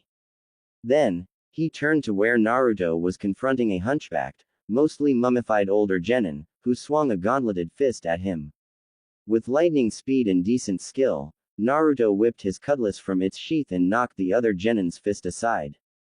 A frighteningly loud, piercing ring vibrated off of Naruto's sword and Dosu's melody arm, which startled every other genin in the room. Dosu's exposed eye narrowed, but he slid his sleeve back over the gauntlet and stepped back. He can counter the melody arm with his sword. I should have pulled my punch, I would have gotten him with the sound wave. The one weakness of my arm, is that if another metal weapon intercepts the strike, it distorts the frequency into something I can't work with. Under his bandages, Dosu scowled. And he's fast with that sword. Zaku, Kin, we'll ignore this one for now. Naruto flashed a victorious smile as Dosu turned away, and sheathed his cutlass. Kabuto made his way back to where Naruto had replaced him, shortly followed by Gaara. Thanks for the save, kid. I'm Kabuto Yakushi. He held out his hand, and Naruto shook it. What was that jutsu you used, that made the sound wave? Jutsu. Naruto repeated. Nah, I just hit his gauntlet with my sword, and it made a ringing sound. So maybe the sound came from him, not you, Kabuto observed. I didn't know the substitution jutsu could be used like that, though. Yeah, it can be any inanimate object, or a person standing still. It's just, a lot of ninjas here in Konoha use logs. Naruto glanced up at Kabuto's Konoha headband. That's probably because there's usually a forest within range of any given battle. Kabuto nodded. So, you've been working on innovations for the jutsu, then? A couple of Naruto admitted. But, he glanced at Hinata, I wasn't the one who came up with the idea. A Junin in a black trenchcoat stalked through the crowd of genin, and clamped his hand onto Naruto's shoulder. Fights before the exam begins are prohibited. Ibiki proclaimed loudly. Were you the one who started this? He asked Naruto. No, I didn't see how it started, the orange-clad boy replied truthfully. It could have been Kabuto, or the mummy over there. He nodded to Dosu, who started it, but I didn't see it, so there's no evidence against either side. I just stepped in, 'cause this guy was triple-teaming Kabuto. It didn't look fair to me. Fair? Ibiki scoffed. Yeah, I know. Life isn't fair, blah blah, Naruto shrugged it off. But this is the Chunin exams, a controlled environment which is meant to be a fair test of a genin's skill. Ibiki nodded. A fair point, and a well-timed one. Everyone, he called, it's time to begin the first stage of the Chunin exam. Follow me. The genin teams were led into the next room, which was full of desks and chairs. They were seated in groups of 3, with each team being seated together, and given a piece of paper and a pencil. A written test. Naruto pondered. Seems simple enough. Which is exactly what worries me, Kurama disagreed. All right. Ibiki spoke over the murmurs of confusion. Here's how this works. You have half an hour to complete the 9 questions on this test. Each correct answer you write down will earn you a point. Incorrect answers don't lose you points, nor do questions left blank. Your team's scores will be pooled together, and if you collectively have over 20 points, you pass. However, Chunin proctors, as you can see, have lined the room. If they catch you cheating, you'll lose 2 points, which can lead to an overall negative score that can cripple your team. If you get caught cheating 5 times, you and your team are eliminated from the exam. Begin. Discover more. Books and literature. Books. Naruto flipped over his test and winced. Ouch. And here I thought I could handle written tests. Fool. Kurama growled. Even I know these questions are above the level of any genin. That man with the black coat made it very clear what you're meant to do. Cheat. And not get caught. How do you know that? Naruto wondered. Simple enough. Most of your fellow genin are groaning, which means they don't have answers either. The next logical assumption is that, since these questions are not meant to actually be answered by genin, there are chunin hidden amongst us, who will write down the answers for us to cheat with. Huh. Thanks for the help with that, Kurama-san. Naruto glanced at Hinata. Hey, Hinata, take a quick look around. Look for any chunin you recognize, any friends. Hinata blinked. Oh, my Byakugan. I can see from all angles and through people's bodies. She nodded subtly, and looked down at her paper. Her hair, though cut short, was just long enough to cover the telltale defined veins of an active Byakugan, and she immediately spotted Shikamaru Nara at the back of the class, quickly writing the answers without a hint of concern. She started writing down his answers, and Naruto glanced down subtly at her own page, copying the answers. Kiba did the same. They never found out whether teammates were allowed to share answers, or they simply weren't caught. Ibiki strolled through the rows of desks after a chunin handed him a piece of paper. When I tap you on the shoulder, leave and come back for the next exam in 6 months. He proceeded to eliminate a third of the class. Team 8 widened as Ibiki approached, but he passed them by and resumed his position in front of the blackboard. Several minutes later, when he saw no one was still writing, he spoke up again. Now, it's time for the 10th question. Flip your tests over, you're done with them. The genin class obliged, and Ibiki continued, before I give you the 10th question, I must warn you, answering this question incorrectly will prevent you from ever taking this exam again. If you leave instead, you can come back in 6 months, and try to become Chunin then, when you're better prepared. Is that clear to all of you? Naruto laid his hand over Hinata's, and whispered, do you think we're ready, Hinata-chan?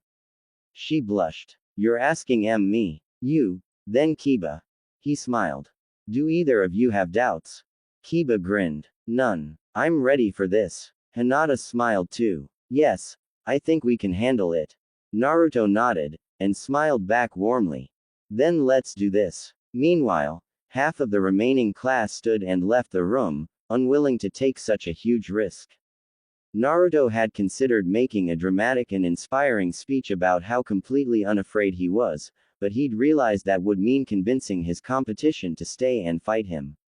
Kurama had been preparing to tell Naruto this, but the heir of the Rinnegan had seen it for himself. Are all the rest of you staying for the 10th question? Ibiki asked. Are you prepared to risk your careers as shinobi?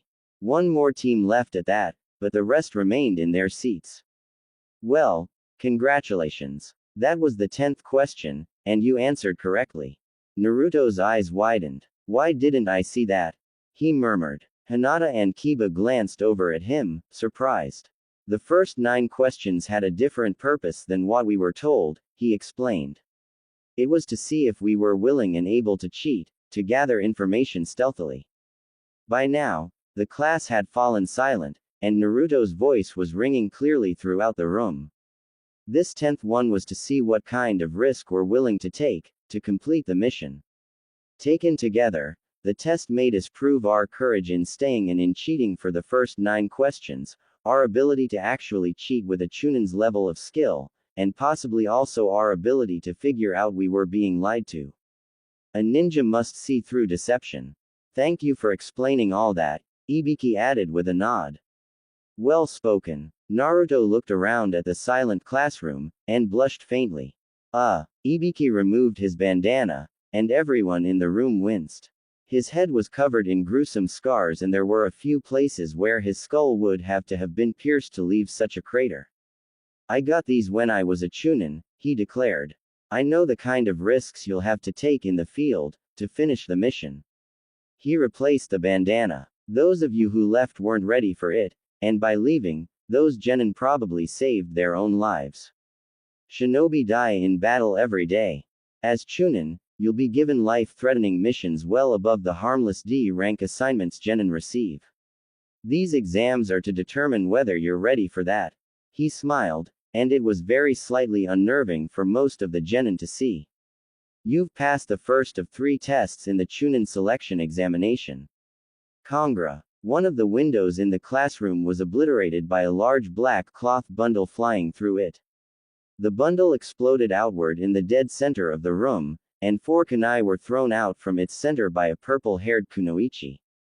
She was grinning, but the best way Naruto could describe that smile was venomous. When he saw her still holding a 5th kunai, he, like several other genin, leapt to his feet. He drew his cutlass as he approached and swung, but her grin merely broadened. She smashed her kunai into his sword to block, kicked him in the groin, and headbutted him when he doubled over. That had to be the most telegraphed attack I've ever seen, she growled, her voice at odds with her cheerful smile. Naruto mumbled something quiet in response. What was that? Come on, speak up so we can hear that nice new soprano voice, she mocked. I said, wind scar. Naruto roared, and whipped his sword at the kunoichi to launch the cluster of wind blades. She easily dodged, but the banner that proclaimed her name to be Anko Mitarashi was cut to pieces, as was the blackboard at the front of the room. Pieces of green slate fell from the wall and shattered further on the ground. Meanwhile, Anko was being confronted by Hinata, Kiba, and several other genin. Ibiki stepped forward through the ruined curtain bearing Anko's name. Genin, stand down. This is Anko Mitarashi, the second proctor of the Chunin exams. She'll administer your second test, and she's a Tokubetsu Junin like myself. If she wanted to, she could kill everyone in this room excluding me in perhaps 10 seconds, so stand down, and you'll make it to the second test. Ibiki turned to Anko. Then again, this dynamic entry you're so fond of is getting dumber every year. And you never time it right. Anko laughed. I like scaring the crap out of these maggots, she admitted. By that standard, my timing was great. She turned to Naruto, who was reluctantly sheathing his cutlass. She draped an arm over his shoulders, and purred in his ear, gotta say though, I like the balls on this kid. Repulsive woman, Kurama snarled. Naruto couldn't help but agree. He brushed her arm off, and growled in a low voice, back off, psycho. You're not my type, too old, and I'm taken anyway. Everyone gasped, even Ibiki, and Hinata blushed. Anko, however, just laughed again. Yeah, she drawled, I can't even begin to tell you how dead you are in the next test, punk. If you get the chance, kill this creature, Kurama advised. Meanwhile, Hinata and Kiba had made their way closer to Naruto's sides, not taking their eyes from Anko's. Well, Anko continued, I guess I've had my fun. Follow me to the second test. Naruto and Hinata stared up at the treetops of the forest of death ahead of them. Despite knowing the hell they'd be facing in a few minutes, Naruto was smirking as subtly as he could. For 3 weeks, he and Hinata had wandered through Training Ground 44, and knew their way around it, a huge tactical advantage. They knew what monstrous creatures lurked here, and had run into more than one sentient plant that had tried to eat them, plants they now could recognize. Ladies and gentlemen, Anko announced to them all with a grandiose voice and pose, behold Training Ground 44, also known as the Forest of Death. She gestured to the fenced-in forest with a wave. This is where you're gonna suffer through the second test. She nodded to a shack leaning on the fence, covered in a curtain. Each team of 3 goes into that shack and comes out with a scroll. One's white, the Heaven Scroll, and the other's green, that's the Earth Scroll. She grinned. You need one of each scroll to pass this test. Her smile widened as the genin began talking about that. Yeah, that's right. At least half of you maggots are gonna fail, and probably more. See, if a genin team manages to last through the whole 5 days you get, and doesn't lose their scroll but also doesn't grab another team's scroll, that team fails, and by extension so will the other team with the other scroll they might have taken. On top of that, I hear it's popular to take a scroll of your own type, even though you don't need it. And here's the stinger. Even if you get both scrolls, you've gotta bring them to a tower in the center of the forest, dodging any other teams that gather there in hopes of getting one or both scrolls in the endgame. If you have both scrolls and never reach the tower before your 5 days are up, you're out of luck, punks. Naruto nodded, though no one was watching him.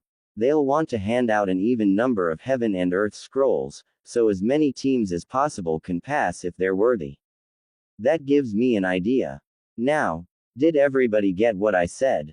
Anko demanded. No one intended to respond, but if they had, they wouldn't have had enough time. Good. Line up, grouped with your teams, and file into that shack one team at a time to receive your scrolls. Kiba, Sasuke Uchiha, and Gaara were the first to make their way to the shack, followed by their teams. Sasuke, Sakura, and Lee entered the shack and exited quickly. Next were the Sand Trio, and third came Team 8. A female Junin inside handed Hinata a Heaven Scroll, which she tucked into her weapons pouch. As soon as they were outside, Naruto whispered, Byakugan. Use it to see who gets an Earth Scroll. Hinata glanced back at the shack. Naruto-kun, that seems a little underhanded. The orange-clad genin flinched. Sorry. He quickly replied, ashamed. I just thought. No, Hinata replied, and nodded. It makes sense, I'm just surprised you suggested it, Naruto. Byakugan. The veins around her eyes bulged, and she whispered, to be honest, I was already considering it. The team behind us, they're from Kusa, they got an Earth Scroll. She paused for a few seconds. The genin from Oto just got a Heaven Scroll, the boy wrapped in bandages took it. She paused again. They're already taking an Earth Scroll out of a box, to give to the next team. Kiri genin. Naruto observed the three shinobi not yet inside the shack. So, following the pattern you saw, Team 7 has a Heaven Scroll, and the Suna team have an Earth Scroll. We'll want to avoid a fight with them for now. Gaara's a Jinchuriki with access to Shukaku's power. He's strong. So our targets. They'd be either the Kusa or Kiri shinobi, Hinata mused.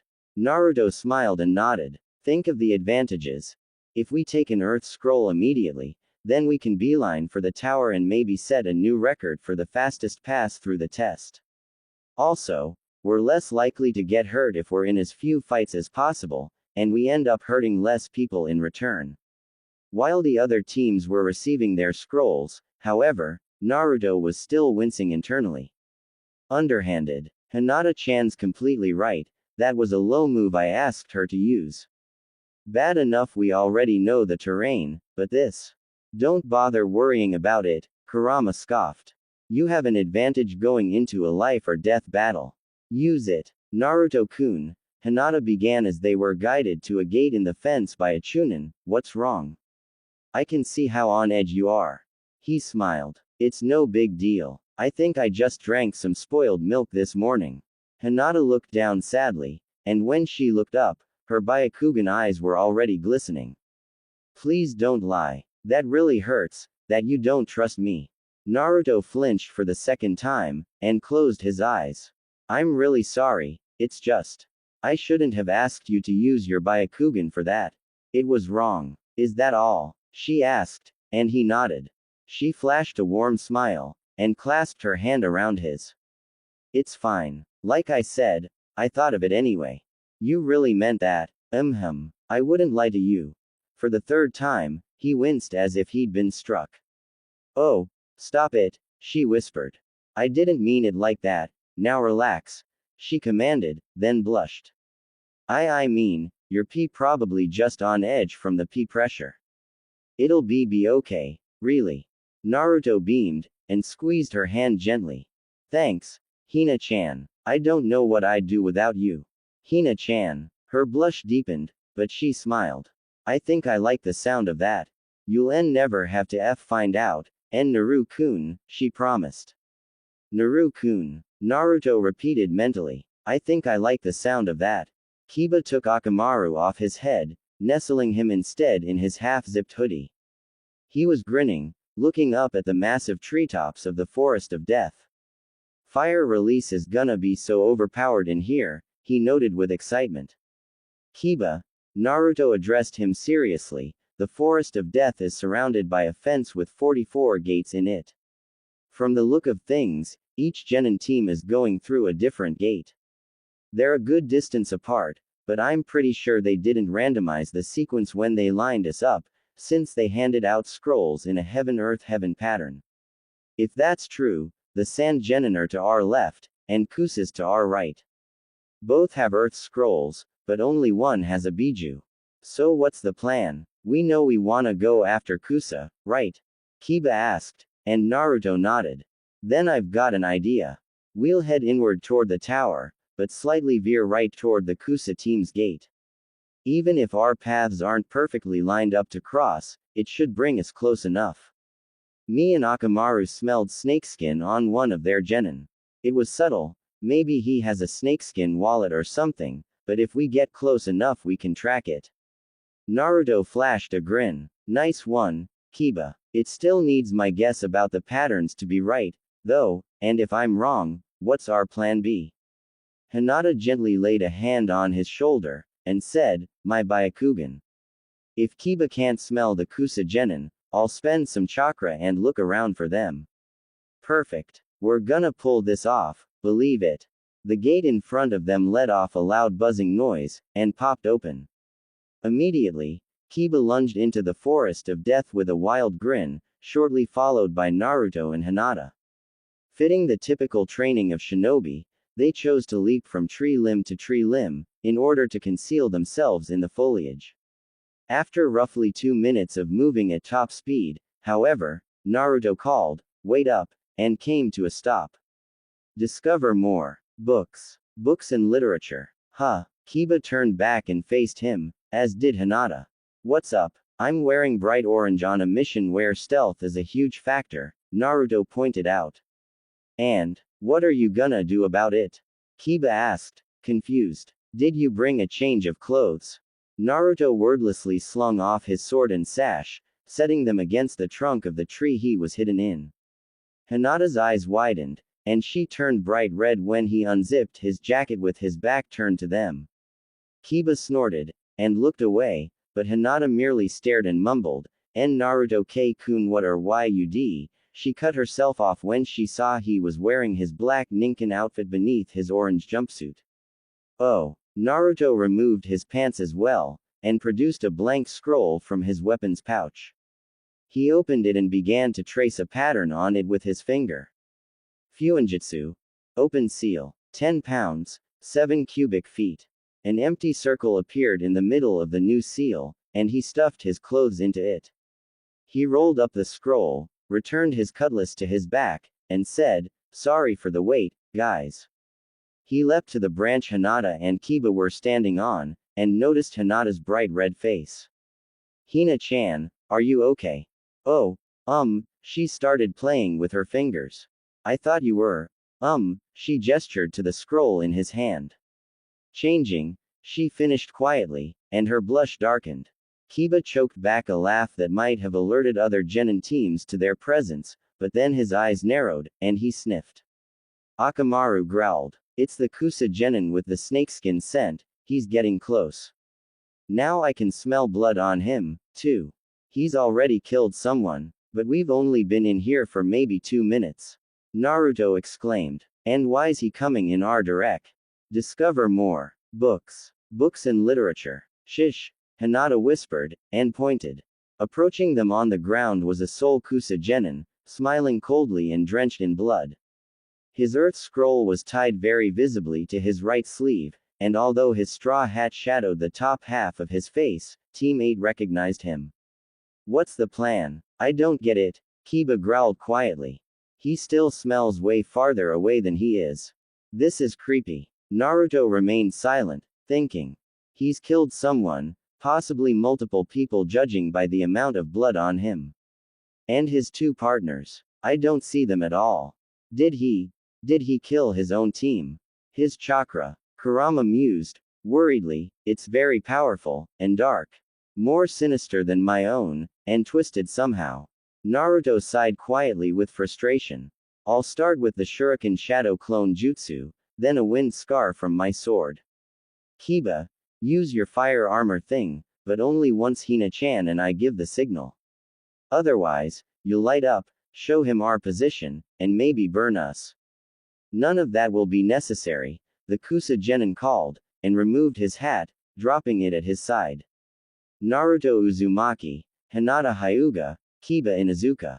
Just come down here, and I'll make you a fair trade. He flashed a sadistic grin. Your 2 Rinnegan eyes, for Hinata's and Kiba's lives respectively. A wave of killing intent, 100 times stronger than the demon brother's grief and fury at the loss of his twin, slammed into Team 8. All 3 froze, unable to even breathe, and Naruto slumped weakly against the trunk of the tree they were in. I can't even move. I can't breathe. He began shuddering uncontrollably, his eyes locked helplessly on Orochimaru. Then, his despair was shattered before it could do any permanent damage. Weakling. Kurama roared, shocking him into moving.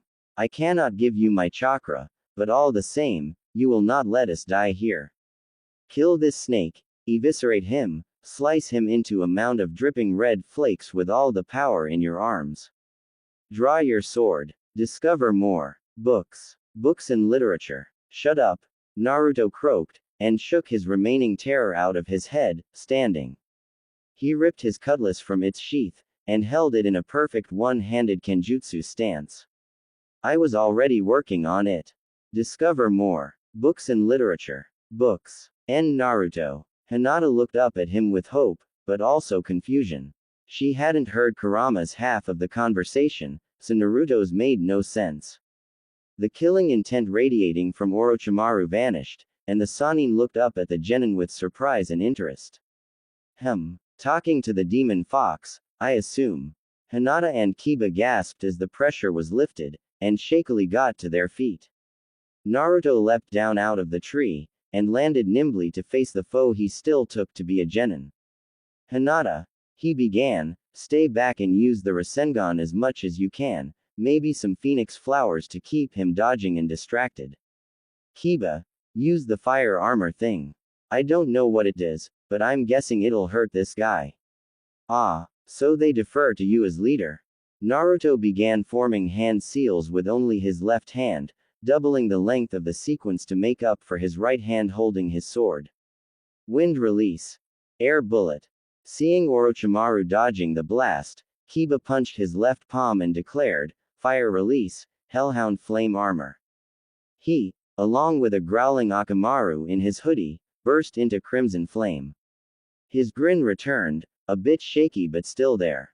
The base level of this jutsu isn't gonna cut it, and if all goes well this should be our only fight in this forest. Hellhound mode. Level 1, Baskerville. Akamaru's tiny white form melted into Kiba's chest, and his arms grew longer. He hunched over, snarling, as his dog's pale fur sprouted over his whole body. His face transformed into a dog's, or perhaps a wolf's elongated muzzle, and his fingernails grew into pointed claws. He bared his teeth and barked angrily at the Kusa genin, then stepped forward, dropping out of the tree and landing next to Naruto. That jutsu looks rather interesting. Fire release nintaijutsu, it seems, coupled with the Inuzuka clan's jutsu to share a body with a ninja hound, rather impressive, for a genin. You say it like you're not a genin, Hinata observed, even as she shaped a Rasengan in each palm. Was their foe's only response, until he opened his mouth wider than any human should have been able to. An emerald green snake wormed out of his throat, and produced a Chinese Jian broadsword which Orochimaru took in his right hand. Kenjutsu, then, he replied, facing Naruto. I'd heard you were a ninja. Shinra Tensei. Orochimaru's eyes widened as he was flung backwards into a tree, and he landed amidst its roots. Shut up, Naruto commanded, and lunged toward Orochimaru. He came to a stop at a proper distance for Kenjutsu, and blocked Orochimaru's first strike.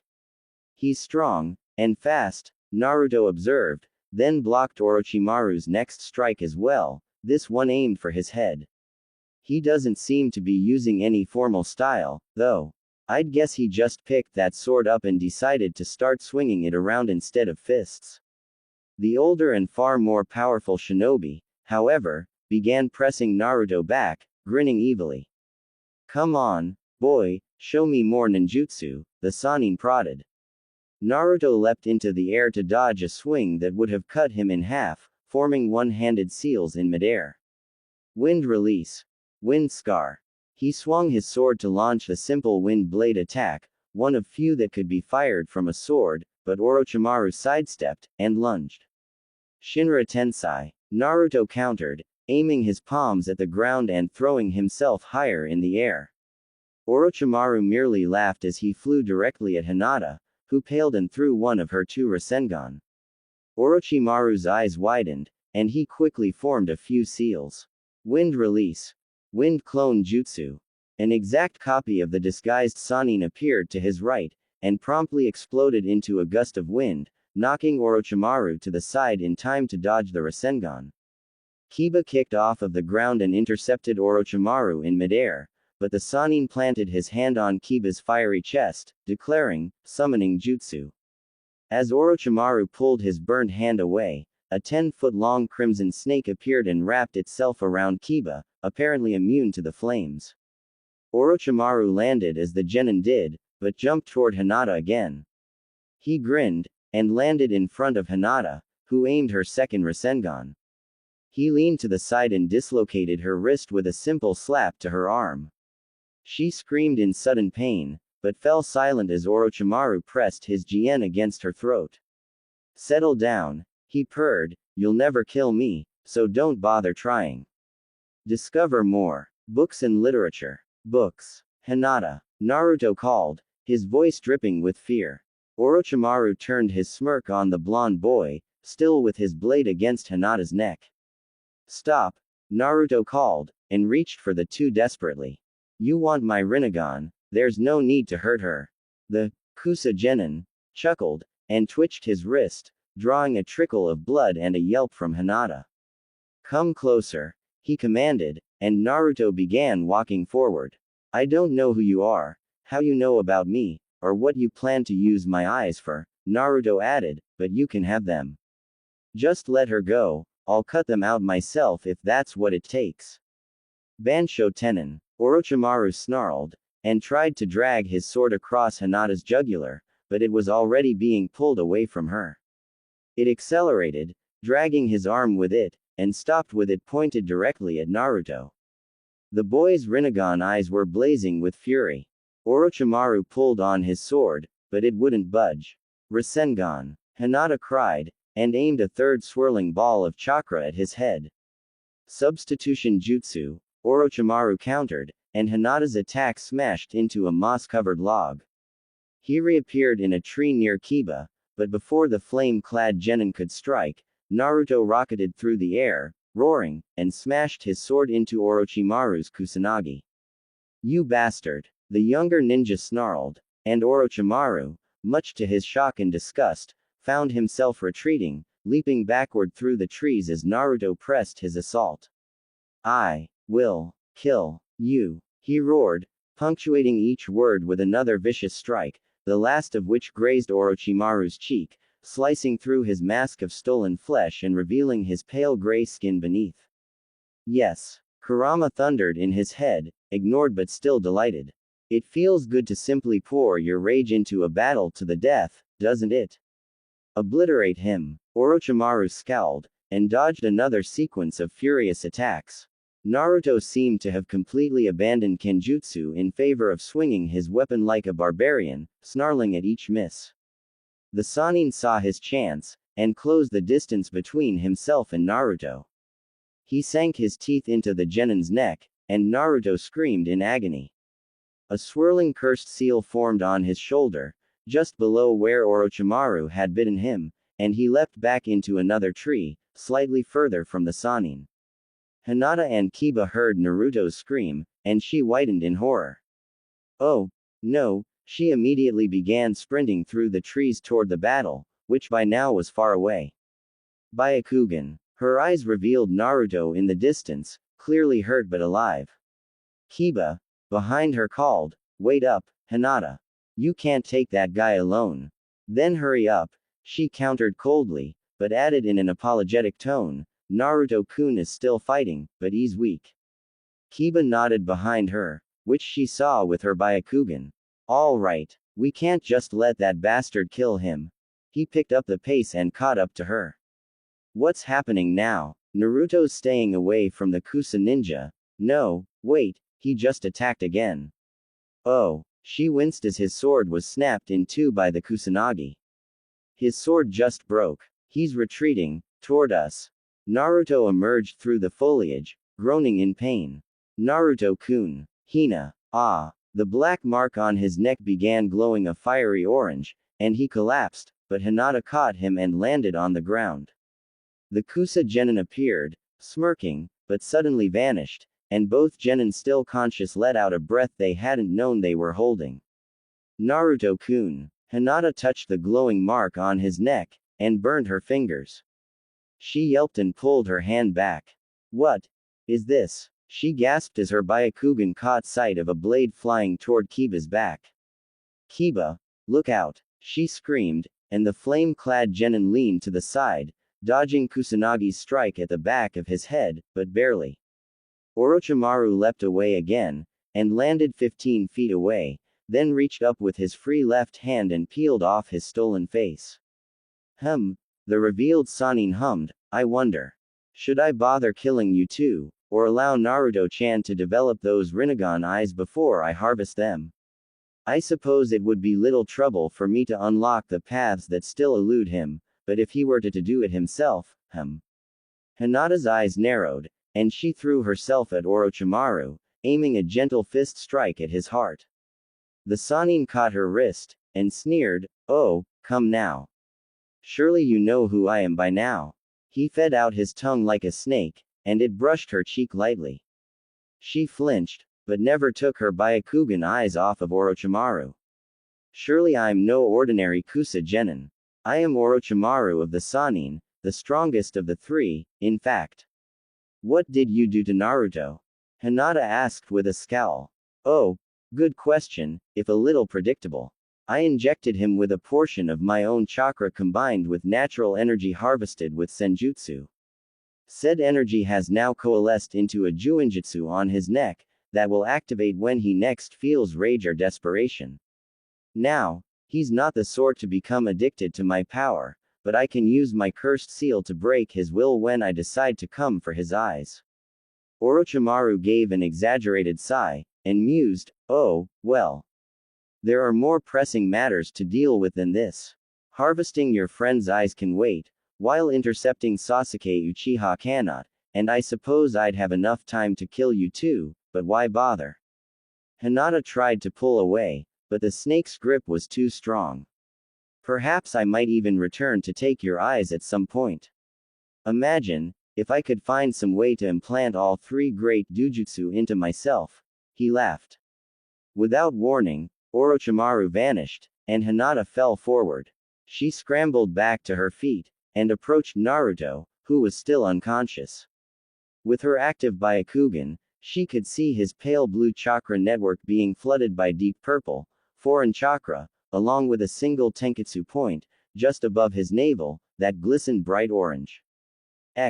I just don't understand. Gaara's emotionless mask cracked once again into a frown of utter confusion, and he was grateful his back was to Kankuro and Temari. His arms were folded over his chest, even as he led his team flying through the trees. A whip of his sand shield knocked aside a branch that might have scratched his cheek. What makes him do this?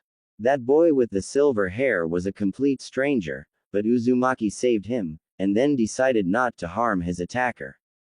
The difference in power was obvious, all three of those sound genin would have been mincemeat. So why not kill them, to prove his existence? Gaara's head twitched to the side as he heard a familiar voice roaring, I will kill you. The clang of two blades smashing together echoed after each word. Discover more. Books and literature. Books. Ah. So you're not entirely without bloodlust, Naruto Uzumaki. Gaara stopped leaping through the trees. Mother, I want to see this. He turned, confusing his brother and sister, but they followed him to the battle between Naruto and a Kusa genin wielding a Jien. They crouched in a tree, out of sight. That genin wasn't carrying a sword when we saw him in the first test, Kankuro observed. And Naruto wasn't wearing stealth gear, Temari countered. Storage seals would be my first guess.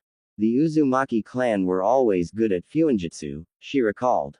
Fuinjutsu. Gaara nodded thoughtfully. He glimpsed the fury in Naruto's eyes, and whispered, his existence will not end here.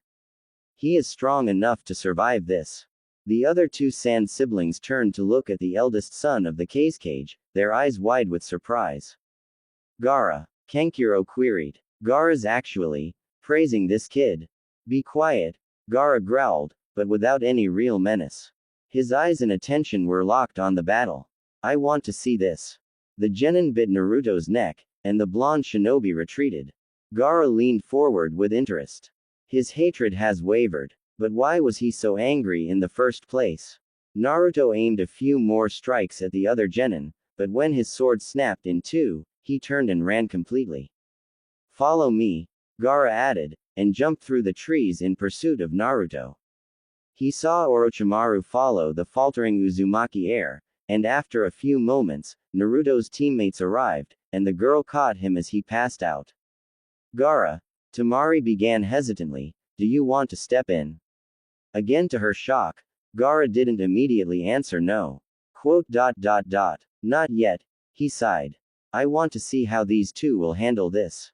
Gaara watched as the black-haired girl with no pupils lunged at the Kusa-genin, who caught her strike. Temari winced as he eyed Hinata's cheek. Gaara leaned forward to listen. No ordinary Kusa-genin. I am Orochimaru of the Sannin, the strongest of the three, in fact. His eyes widened. Orochimaru, an S-rank missing nin. What did you do to Naruto? The black-haired girl growled. Oh, good question, if a little predictable. I injected him with a portion of my own chakra combined with natural energy harvested with senjutsu. Said energy has now coalesced into a juinjutsu on his neck, that will activate when he next feels rage or desperation. Now, he's not the sort to become addicted to my power, but I can use my cursed seal to break his will when I decide to come for his eyes. Gaara blinked. Orochimaru seeks Uzumaki's Rinnegan. Orochimaru sighed, and continued, oh, well. There are more pressing matters to deal with than this. Harvesting your friend's eyes can wait, while intercepting Sasuke Uchiha cannot, and I suppose I'd have enough time to kill you too, but why bother? Perhaps I might even return to take your eyes at some point. Imagine, if I could find some way to implant all three great Dujutsu into myself. Orochimaru's sadistic laugh echoed as it reached Gaara's ears. He wants the Rinnegan from Naruto Uzumaki, and the Sharingan as well, from Sasuke Uchiha, both of whom I have deemed worth killing. And this girl's white eyes, then, are the Byakugan, the third of the great Dujutsu. Orochimaru disappeared, and Gaara's eyes widened. What? He left. Why? Why does no one choose to kill their opponents? He asked, frustrated, but jumped down out of the tree. Kankuro and Temari followed, perplexed by Gaara's actions.